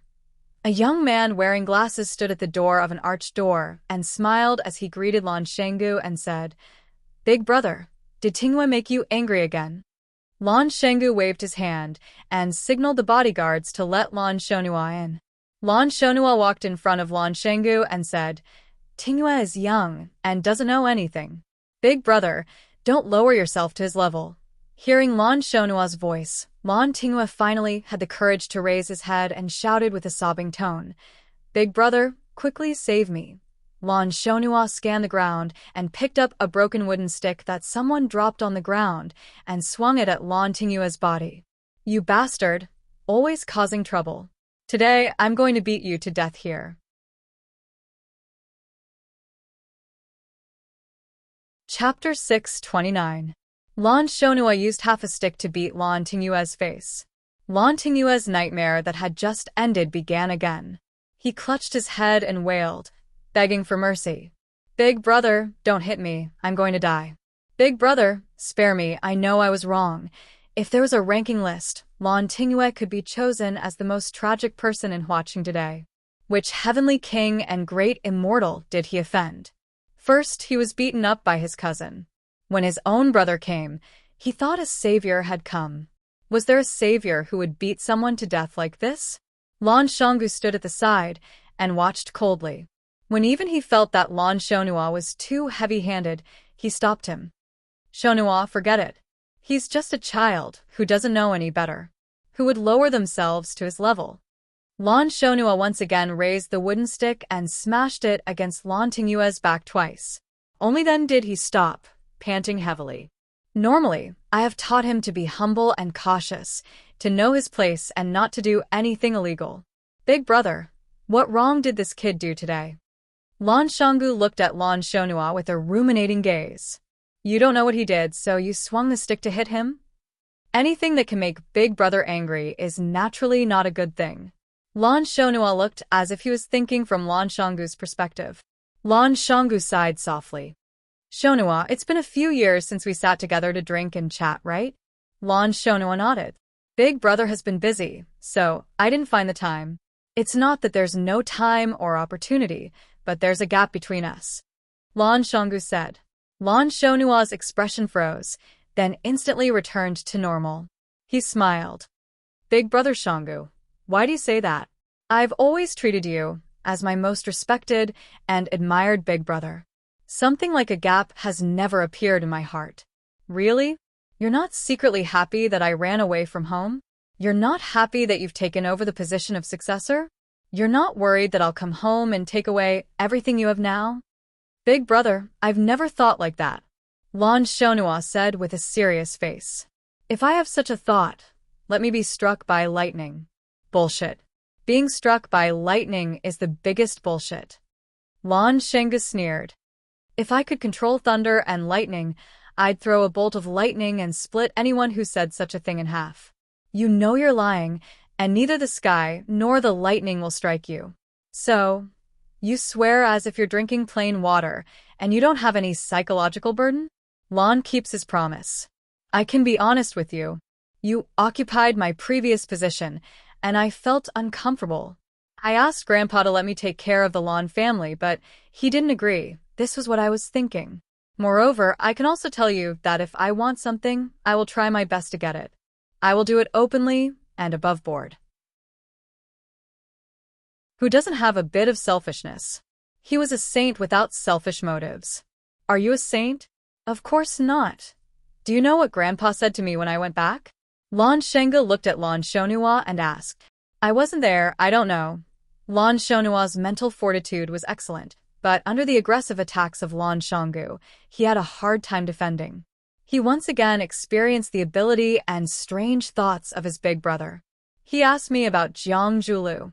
I told him it was true. Grandpa was furious. He said that although tigers are fierce, they don't eat cubs. How is this behavior different from beasts? Grandpa also said that father and son killing each other and brothers fighting each other is a tragedy. He didn't ask anything of us except that we don't kill each other. Lan Shonhua, do you think you can do that? Lan Shonhua broke out in a cold sweat and said, I can do that. Let us brothers compete fairly. We won't regret it. Good brother.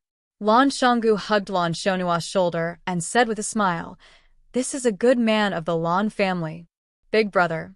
Lan Shanggu looked at Lan Tingyue lying on the ground and said, Shonua, please take Tingyue back first. I still have some things to discuss with them. Big brother, don't be rash. When I came in, there were already many people gathered outside. Lan Shonua sincerely advised. Lan Shanggu patted Lan Shonua's shoulder and said, Shonua, don't worry. I know what I'm doing. Lan Tingyue's voice was mournful and shrill. It traveled out of the small courtyard and into the distance. Even the parents and elders who came to take their children home were shocked when they heard it. What kind of punishment was their children suffering inside? Thinking of this, their anger rose rapidly. A middle-aged man rushed to the black-clothed bodyguard at the arched door and shouted sternly, Let Lan Shanggu out. Say that Li Mingliang wants to see him if he still wants to live in Huaqing. He better give me face. What right does the little thief of the Lan family have to be so arrogant? Let me tell you, if anything happens to my daughter, even if a strand of her hair is hurt, I will burn down his lousy Blue Mountain Club. Why is he so arrogant? A middle-aged woman bared her fangs and brandished her claws. Someone, Charjin, whoever can save Wang Ming, I will reward him with 1 million, no, 5 million. A middle-aged man wearing glasses and carrying a black briefcase walked over. He looked at the old butler of the Blue Mountain Club, Fong Hao, and said, Sir, I am Lin Zheng, a partner of the Tianqing law firm. Our boss's son, Mr. Chen Guojing, was imprisoned when he was spending money at your club. I want to understand the situation. First, I need you to guarantee Mr. Chen Guojing's safety. If he suffers any harm, we will pursue the civil and criminal responsibility of the Blue Mountain Club and everyone in the club. Second, what law did Mr. Chen Guojing break to be imprisoned by you? Third, who imprisoned Mr. Chen Guojing? Does the other party have the right to restrict the personal freedom of others? Fong Hao stood up straight and said, Lawyer Lin, please wait a moment. Our boss said that he will definitely give you a satisfactory answer. Lin Zheng sneered and said, An entertainment venue imprisoning a consumer for no reason. This kind of behavior is already very unsatisfactory, right? Fong Hao bowed slightly and said, The boss said that he'll give you a satisfactory answer. That answer will definitely satisfy you. Let's hope so, Lin Zheng said. We just don't want this answer to make us wait too long. Otherwise, we won't be satisfied. Of course I won't. A clear voice rang out. The men in black split into 2 rows. A tall man walked out from the middle of the crowd. Lan Shanggu, he's Lan Shanggu. He's the bastard who imprisoned our child. Lan Shanggu, hurry up and release my son. Lan Shanggu cupped his hands towards the angry crowd and smiled. Good evening, everyone. I'm Lan Shanggu. I'm sure a lot of people here already know me. Lan Shanggu, what do you want? Li Mingliang angrily shouted. Lan Shanggu looked over and smiled. Sorry for the disrespect. So it's Hall Masterly of 14K. Hall Masterly, I don't want to do anything. I just want to discuss a business deal with everyone. You captured our son and daughter, and you still want to discuss a business deal with us? Li Mingliang was furious. What if this business deal is related to your child? Lan Shanggu smiled and asked, What do you mean?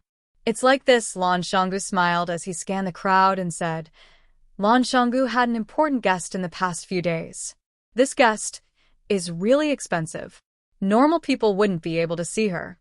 Lan Shanggu, what are you trying to say? What does your Lan Shanggu's important guest have to do with imprisoning our child? Someone became impatient. Because this guest is very expensive, so I wanted to give her the best I could. And that's exactly what I did. However, someone just had to jump out and cause trouble. Not only did she listen to someone else's song for free, she even went to the guest's room to cause trouble. Kicking the door, cursing, and even asking the guest how much the price is. You're all seniors here, please enlighten me.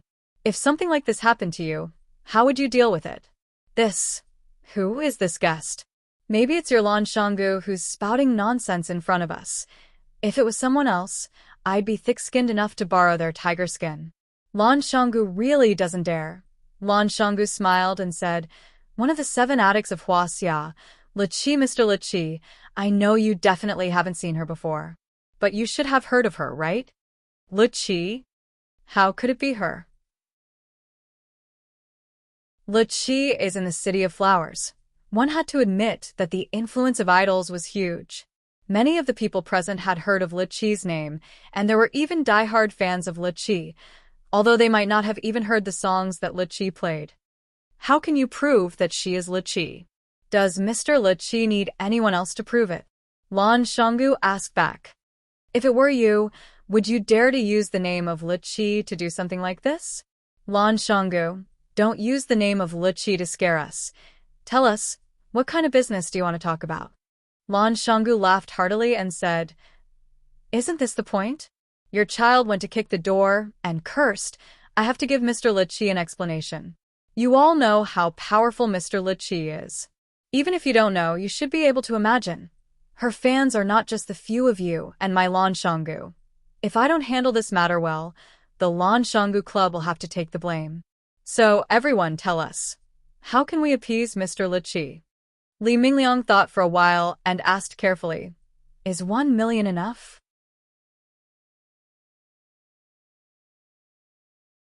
Chapter 630. A person's name was like a tree's shadow. One of Hua Xia's 7 addicts, music addict. Even if most people wished to meet her, they would never have a chance to hear her perform. However, Music Addict was famous and had many followers. If Music Addict were to get angry, her fans would definitely tear those who dared to offend her into pieces. Furthermore, Music Addict had been famous for many years. How many resources and connections did she have? These were all factors that everyone had to consider. Li Mingliang was the person in charge of 14K in Huaqing. He was famous for his ferocious fighting style. Even someone like Li Mingliang came up with the idea of spending money to get rid of the problem. This proved that Music Addict was indeed very powerful. 1 million. Lan Shanggu shouted. Mr. Li Mingliang is willing to pay 1 million to appease Music Addict. I can feel Mr. Li Mingliang's sincerity. However, who is Music Addict? Pure as ice and clean as jade, untainted by worldly affairs. She pursues the pinnacle of music all her life. Mr. Li Mingliang, do you really think it's appropriate to use something as dirty as money to make a deal with Music Addict? Li Mingliang panicked. Everyone's gaze was focused on him. It was as if he had really used money to insult Music Addict. Li Mingliang wiped the sweat off his forehead and looked at Lan Shanggu with a flattering smile. Brother Lan Shanggu, what do you think is appropriate? You know that I haven't studied much and always like to fight and kill. Can you help me come up with an idea? How can I redeem my son Li Xiang? Is 5 million enough? Lan Shanggu strode forward and patted Li Mingliang's shoulder. Brother Li, since we're brothers, how can I not help you when you're in trouble? To be honest, it's not very elegant to talk about money with Music Addict. Who is Music Addict? Does she need your 3 to 5 million? Then what should we do? Li Mingliang grabbed Lan Shanggu's arm and asked. I have an idea. Not only can it appease Mr. Lichi's anger, but it can also be done in an elegant and humorous way. It will also become a good story. Brother Li will become a distinguished gentleman that people will talk about in the future. What idea? Brother, what idea? Quick, teach me. It's impossible for Mr. Lichi to accept money. There are so many rumors about Mr. Lichi. Have you heard of anyone paying her? Lan Shanggu looked at Li Mingliang and asked. Li Mingliang shook his head and said, No. Right. Aren't you going to incur the wrath of the masses by giving money to them? Lan Shanlai said with a smile. Seeing that Li Mingliang was about to panic again, Lan Shanggu patted the back of his hand to calm him down and said, Mr. Lichi has come from afar. Shouldn't we, as the hosts of the City of Flowers, show our hospitality? What does Brother Valley mean? If Brother Li gives Mr. Lichi a piece of jade, a painting, a zither, and a flute, do you think this bad thing will become a good thing? Did dirty things become elegant things? In the future, when people talk about Mr. Lichi, they will naturally mention that Mr. Lichi was attacked by a few drunken youths in the City of Flowers. The youth's father felt very guilty and gave him a zither as an apology. Yes, it's the zither that Mr. Lichi is playing with now. Brother Li, think about it. If people think of you when they talk about Mr. Lichi, they will think of you when they talk about you and the zither that Mr. Lichi is using. How big of a face do you have to give? Li Mingliang's face was flushed, and he looked very excited. He grabbed Lan Shanlai's arm tightly and said, "Thank you, Brother Valley. Thank you, Brother Valley, this is a good idea. Where can I buy a zither?" I'll go buy it now. Lan Shanggu glanced at the old butler Fong Hao. Fong Hao immediately stood up and said, "Mr. Li, our Blue Mountain Club has a treasure house. It happens to have a good zither called K-Bai. Although it's not as famous as Green Damask and Jiaowei, it's still a rare treasure. K-Bai. That's it. I'll take it." Li Mingliang said, heroically. "Mr. Li, this K-Bai is Boss's collection. I'm afraid Boss won't be willing to part with it." Li Mingliang looked at Lan Shanlai with a pleading expression and said, "Brother Valley, please help me to the end. Can you help me settle this matter? Just think of it as me owing you a favor." Lan Shanggu hesitated for a while and sighed. "Since Brother Li has spoken, I can't refuse your request. This K-Bai is indeed part of my collection. I bought it back for 10 million and also found a top-notch zither master to maintain it. How about this? I'll part with it for 12 million and let it become a wonderful story between Brother Li and Mr. Li Qi." When Li Mingliang heard 12 million, his expression stiffened slightly. But when he heard that he could make a legend with Mr. Li Qi with just 12 million, Li Mingliang's eyes lit up once again.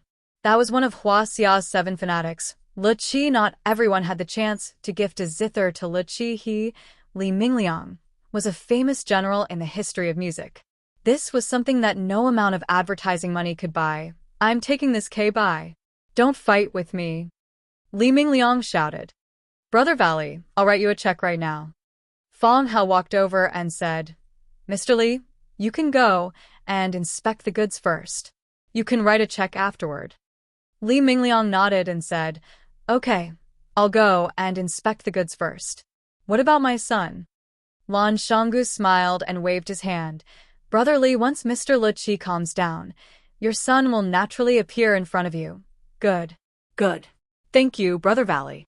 Li Mingliang clasped his hands and turned to follow the old butler to the treasury. Brother Lan, I also want to buy a gift for Mr. Li Qi. Can you recommend something for me?" "Sister Li, it's good that you have such thoughts. I'm just afraid that Mr. Li Qi won't like ordinary items. Unusual items are too expensive." "Of course it's expensive." The woman in luxurious clothing sneered. "That Li Mingliang is just a hooligan. If he can give Mr. Li Qi a 12 million K-Bai, how can our Zhu family not give something decent to Mr. Li Qi?" "Brother Lan, don't think about saving money for our Zhu family. You have to recommend me a gift that's better than Li Mingliang's K-Bai. You have to make others mention my gift when they mention Mr. Li Qi. Of course we have to mention Sister Li Mi, who gave Mr. Li Qi a gift, right?" Lan Shanggu laughed loudly. Li Mi's expression was a bit shy. She said, "I've heard Mr. Li Qi's performance before. That song really belongs in the heavens and stinks on the earth. I've always thought that if I had the chance to meet her, how great would that be? Now that there's such a chance, our Zhu family naturally won't fall behind." Lan Shanggu nodded, thought seriously, then said, "Mr. Li Qi likes flowers. Every time he performs, he would place all kinds of flowers at his place of residence. I have a peony painting in my treasury. It was painted by a famous Tang Dynasty master. How about Sister Li take a look and see if you're interested?" "That's great." Li Mi nodded happily. "Valley, I owe you a favor today." "Sister Li, you're too kind." "Brother Valley, can you recommend me a gift as well?" "Brother Lan, where's your treasury? Can I go in and pick a couple of gifts?" Nephew Valley, you have to help me.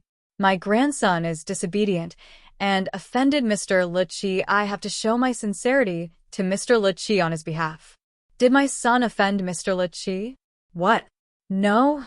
This bastard, useless coward."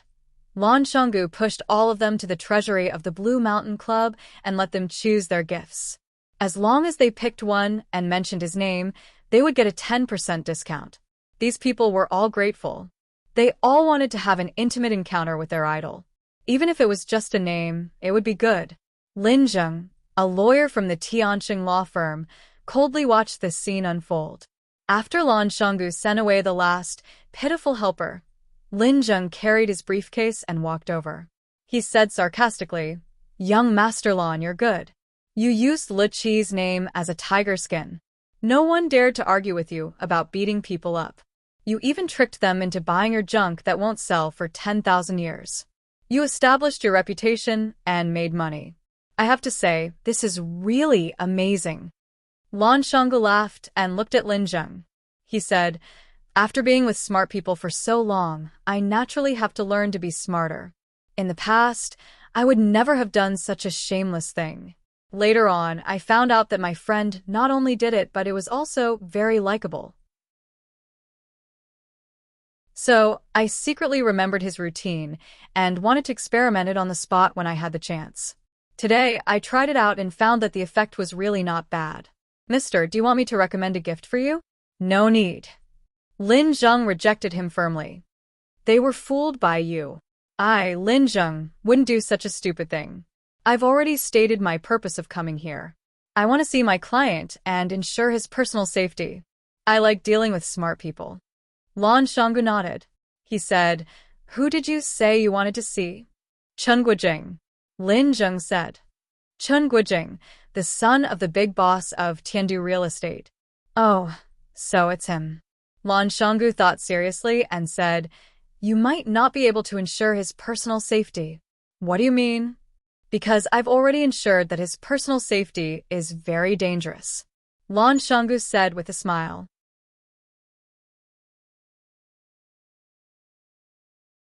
Chapter 631. Lan Shanggu, don't go too far. Lin Zheng's face was full of anger. "If anything happens to Lin Guojing, we definitely won't let it go."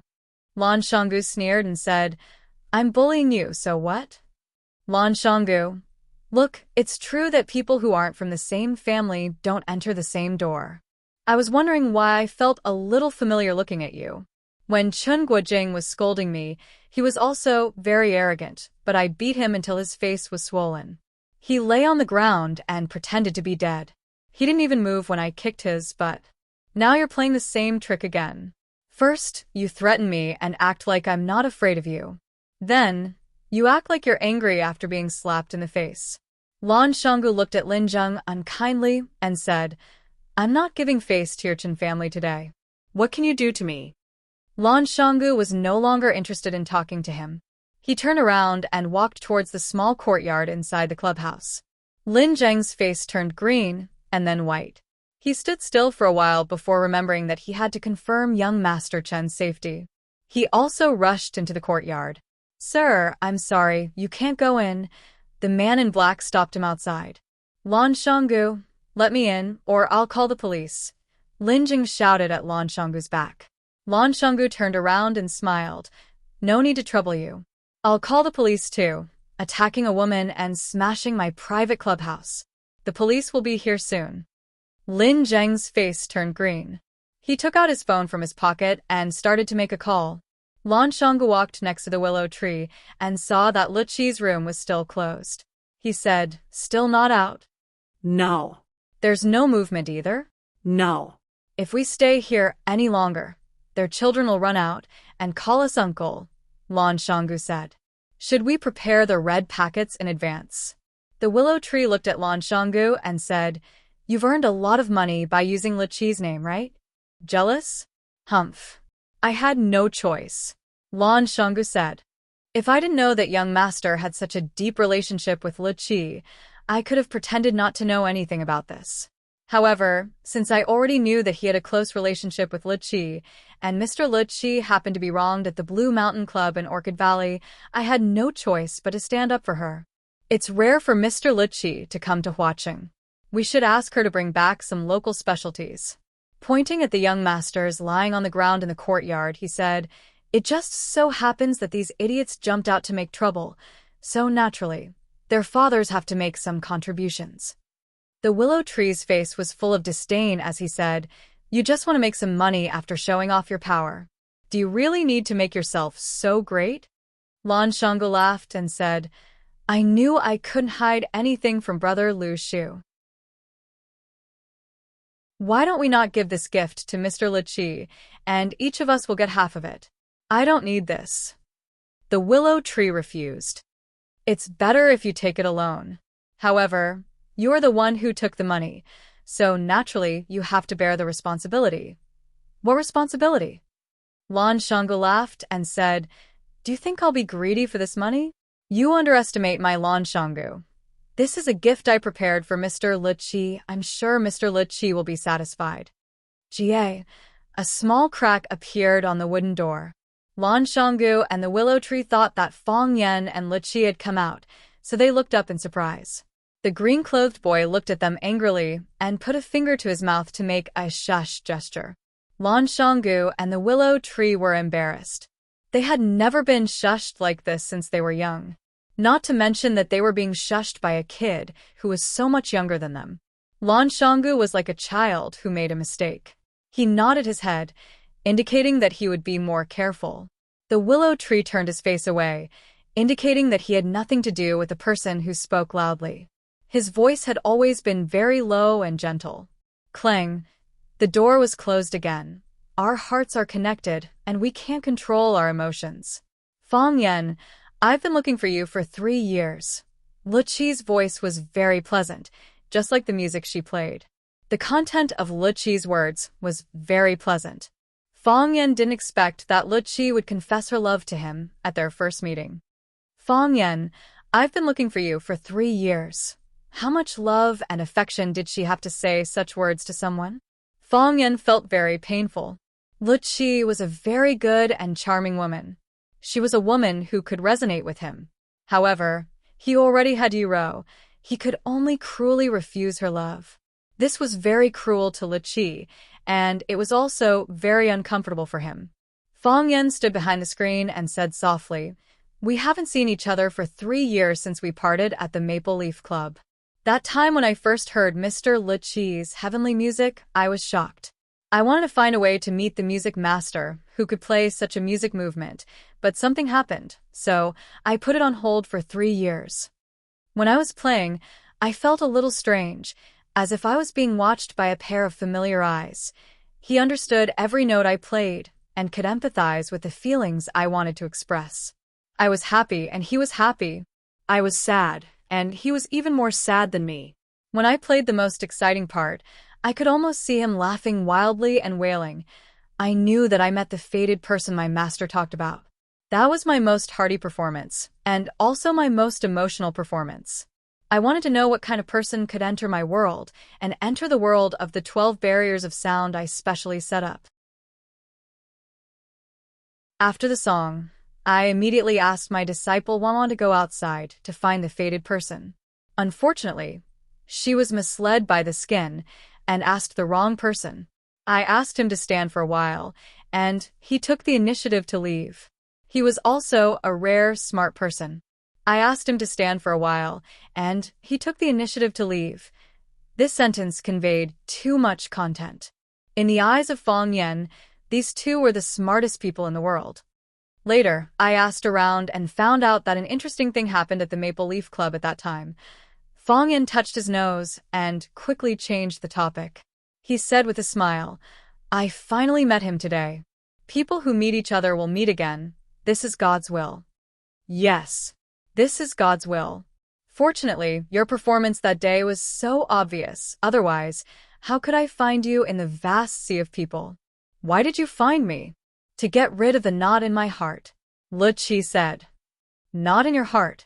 Fang Yan was startled. What knot in her heart? Fang Yan, come here. The screen is not for the fated. Le Qi's voice came. Fang Yan was excited again. Le Qi invited him over. He could finally meet the legendary Le Qi. Fang Yan clenched his fists and walked through the screen.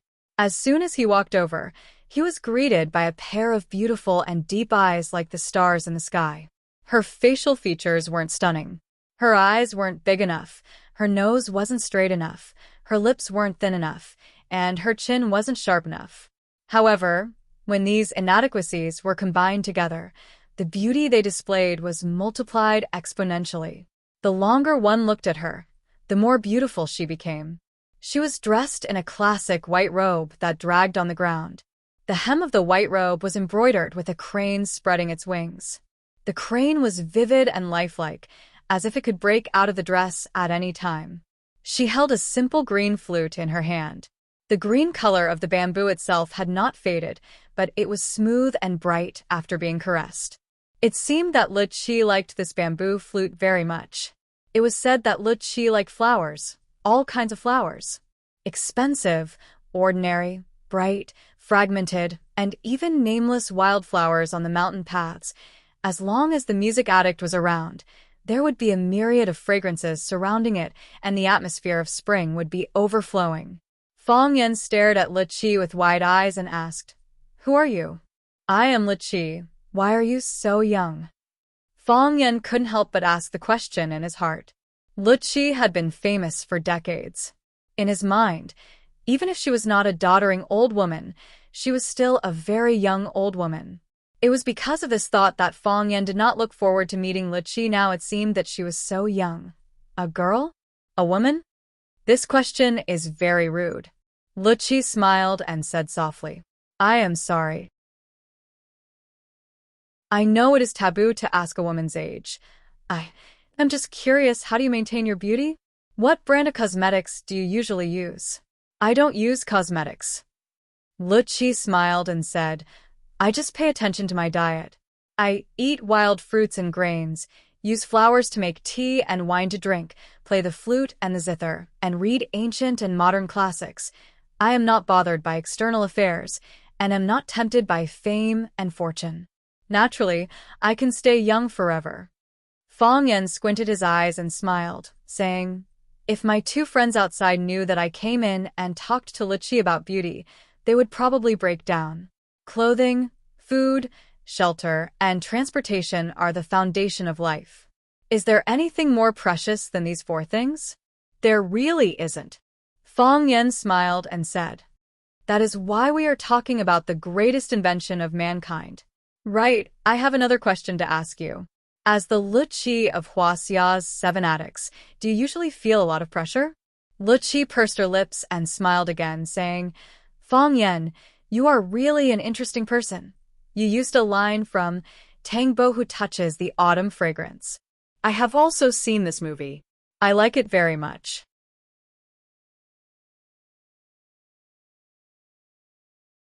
Chapter 632. Many boys had tried their best to make an appointment with a girl they liked, but always lost the precious opportunity because the topic was inappropriate or because the goddess felt that you were a boring person and had nothing to say to you. If you did not look like Wu Yanzu or your father was not Wang Jianlin, they would not give you a second chance. Therefore, the first impression was very important. Of course, Fang Yan would not make the mistakes of those rookies. As the #1 Prince Charming of Swallow Dock, he had a lot of experience in picking up girls and being picked up. He knew what the goddesses wanted with just one look. He knew that they were not interested in this topic with just one small movement of the goddess and quickly changed the channel. Fang Yan did not want to talk about music with a music addict because he did not understand, and that would expose his ignorance. Fang Yan did not want to talk about martial arts with a music addict because he did not understand, and that would expose his ignorance. So, what should people talk about when meeting for the first time? Fang Yan thought about it and decided to use the old way he used to pick up girls. First, praise the other party for being young and beautiful and having good skin. Second, ask about the other party's health and maintenance tips. Whether it was a woman or a goddess, they would find it difficult to refuse others' praise. If you could compliment someone with a sense of hierarchy or freshness, it would be easier to gain points in front of the goddess. In addition, let the goddess take the initiative to talk. After throwing out a topic, quietly wait for her reply. After she had said a lot of things, he threw out a second question from what she had said. Everyone has the desire to show off. Leave the opportunity to show off to the goddess. Quietly listen to her talk and give affirmation and approval in time. In this way, the chatterbox between the two was opened, and the relationship between them naturally became closer. Moreover, the goddess felt that you were thoughtful and not boring. The next time she wanted to show off and talk, you would be the first person she thought of. After Fang Yan used this trick, the effect was very obvious. The two people who met each other for the first time happily talked about health and movies. In an instant, they became infinitely closer to each other, as if they were close friends who had known each other for many years.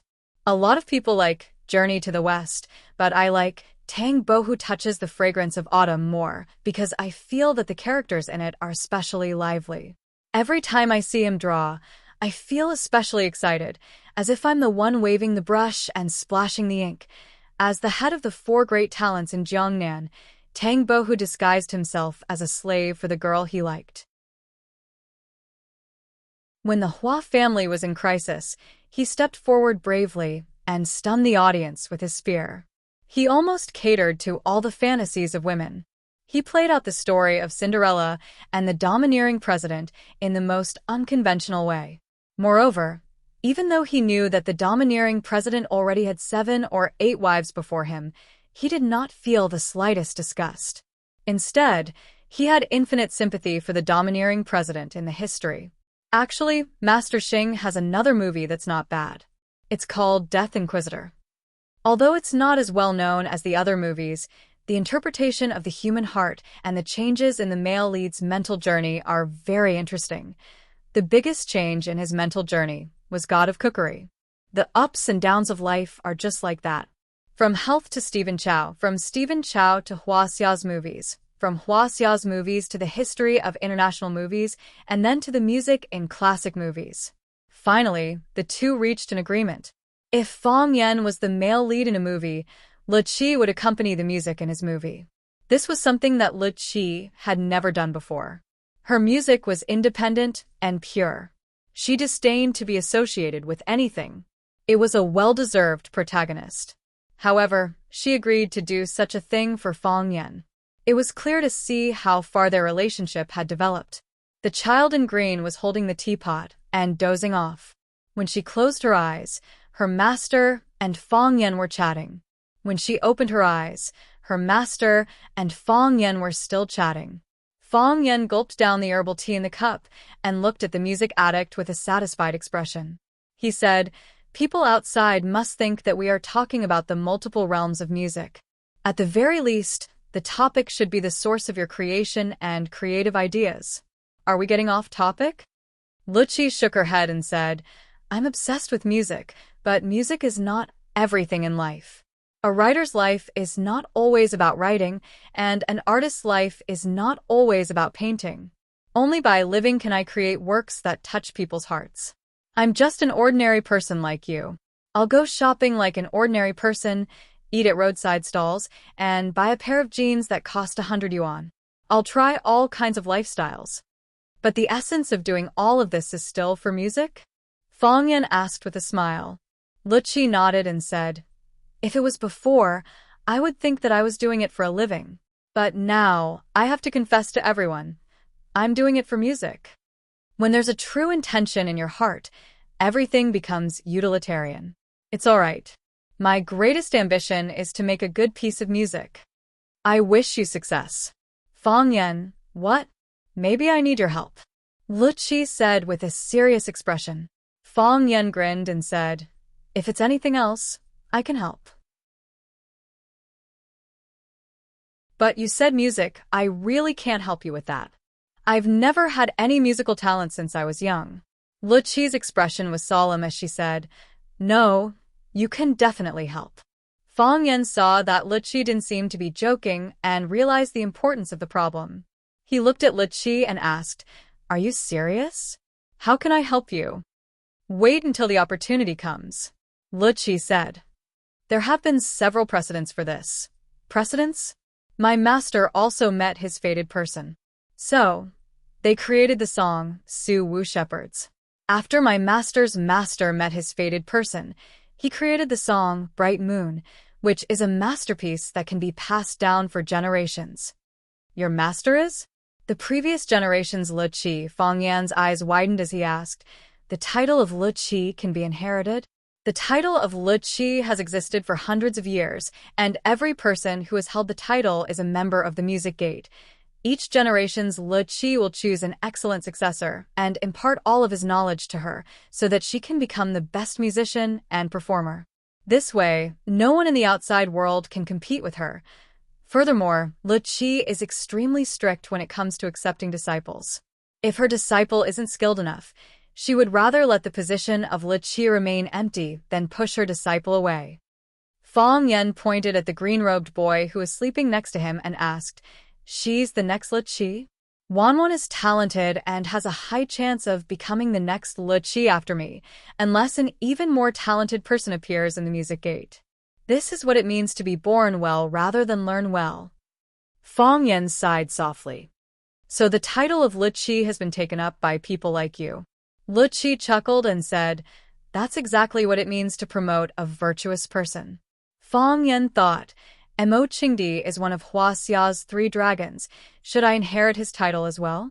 Hua Xia's Azure Dragon Fang Huahuar. That sounds quite impressive.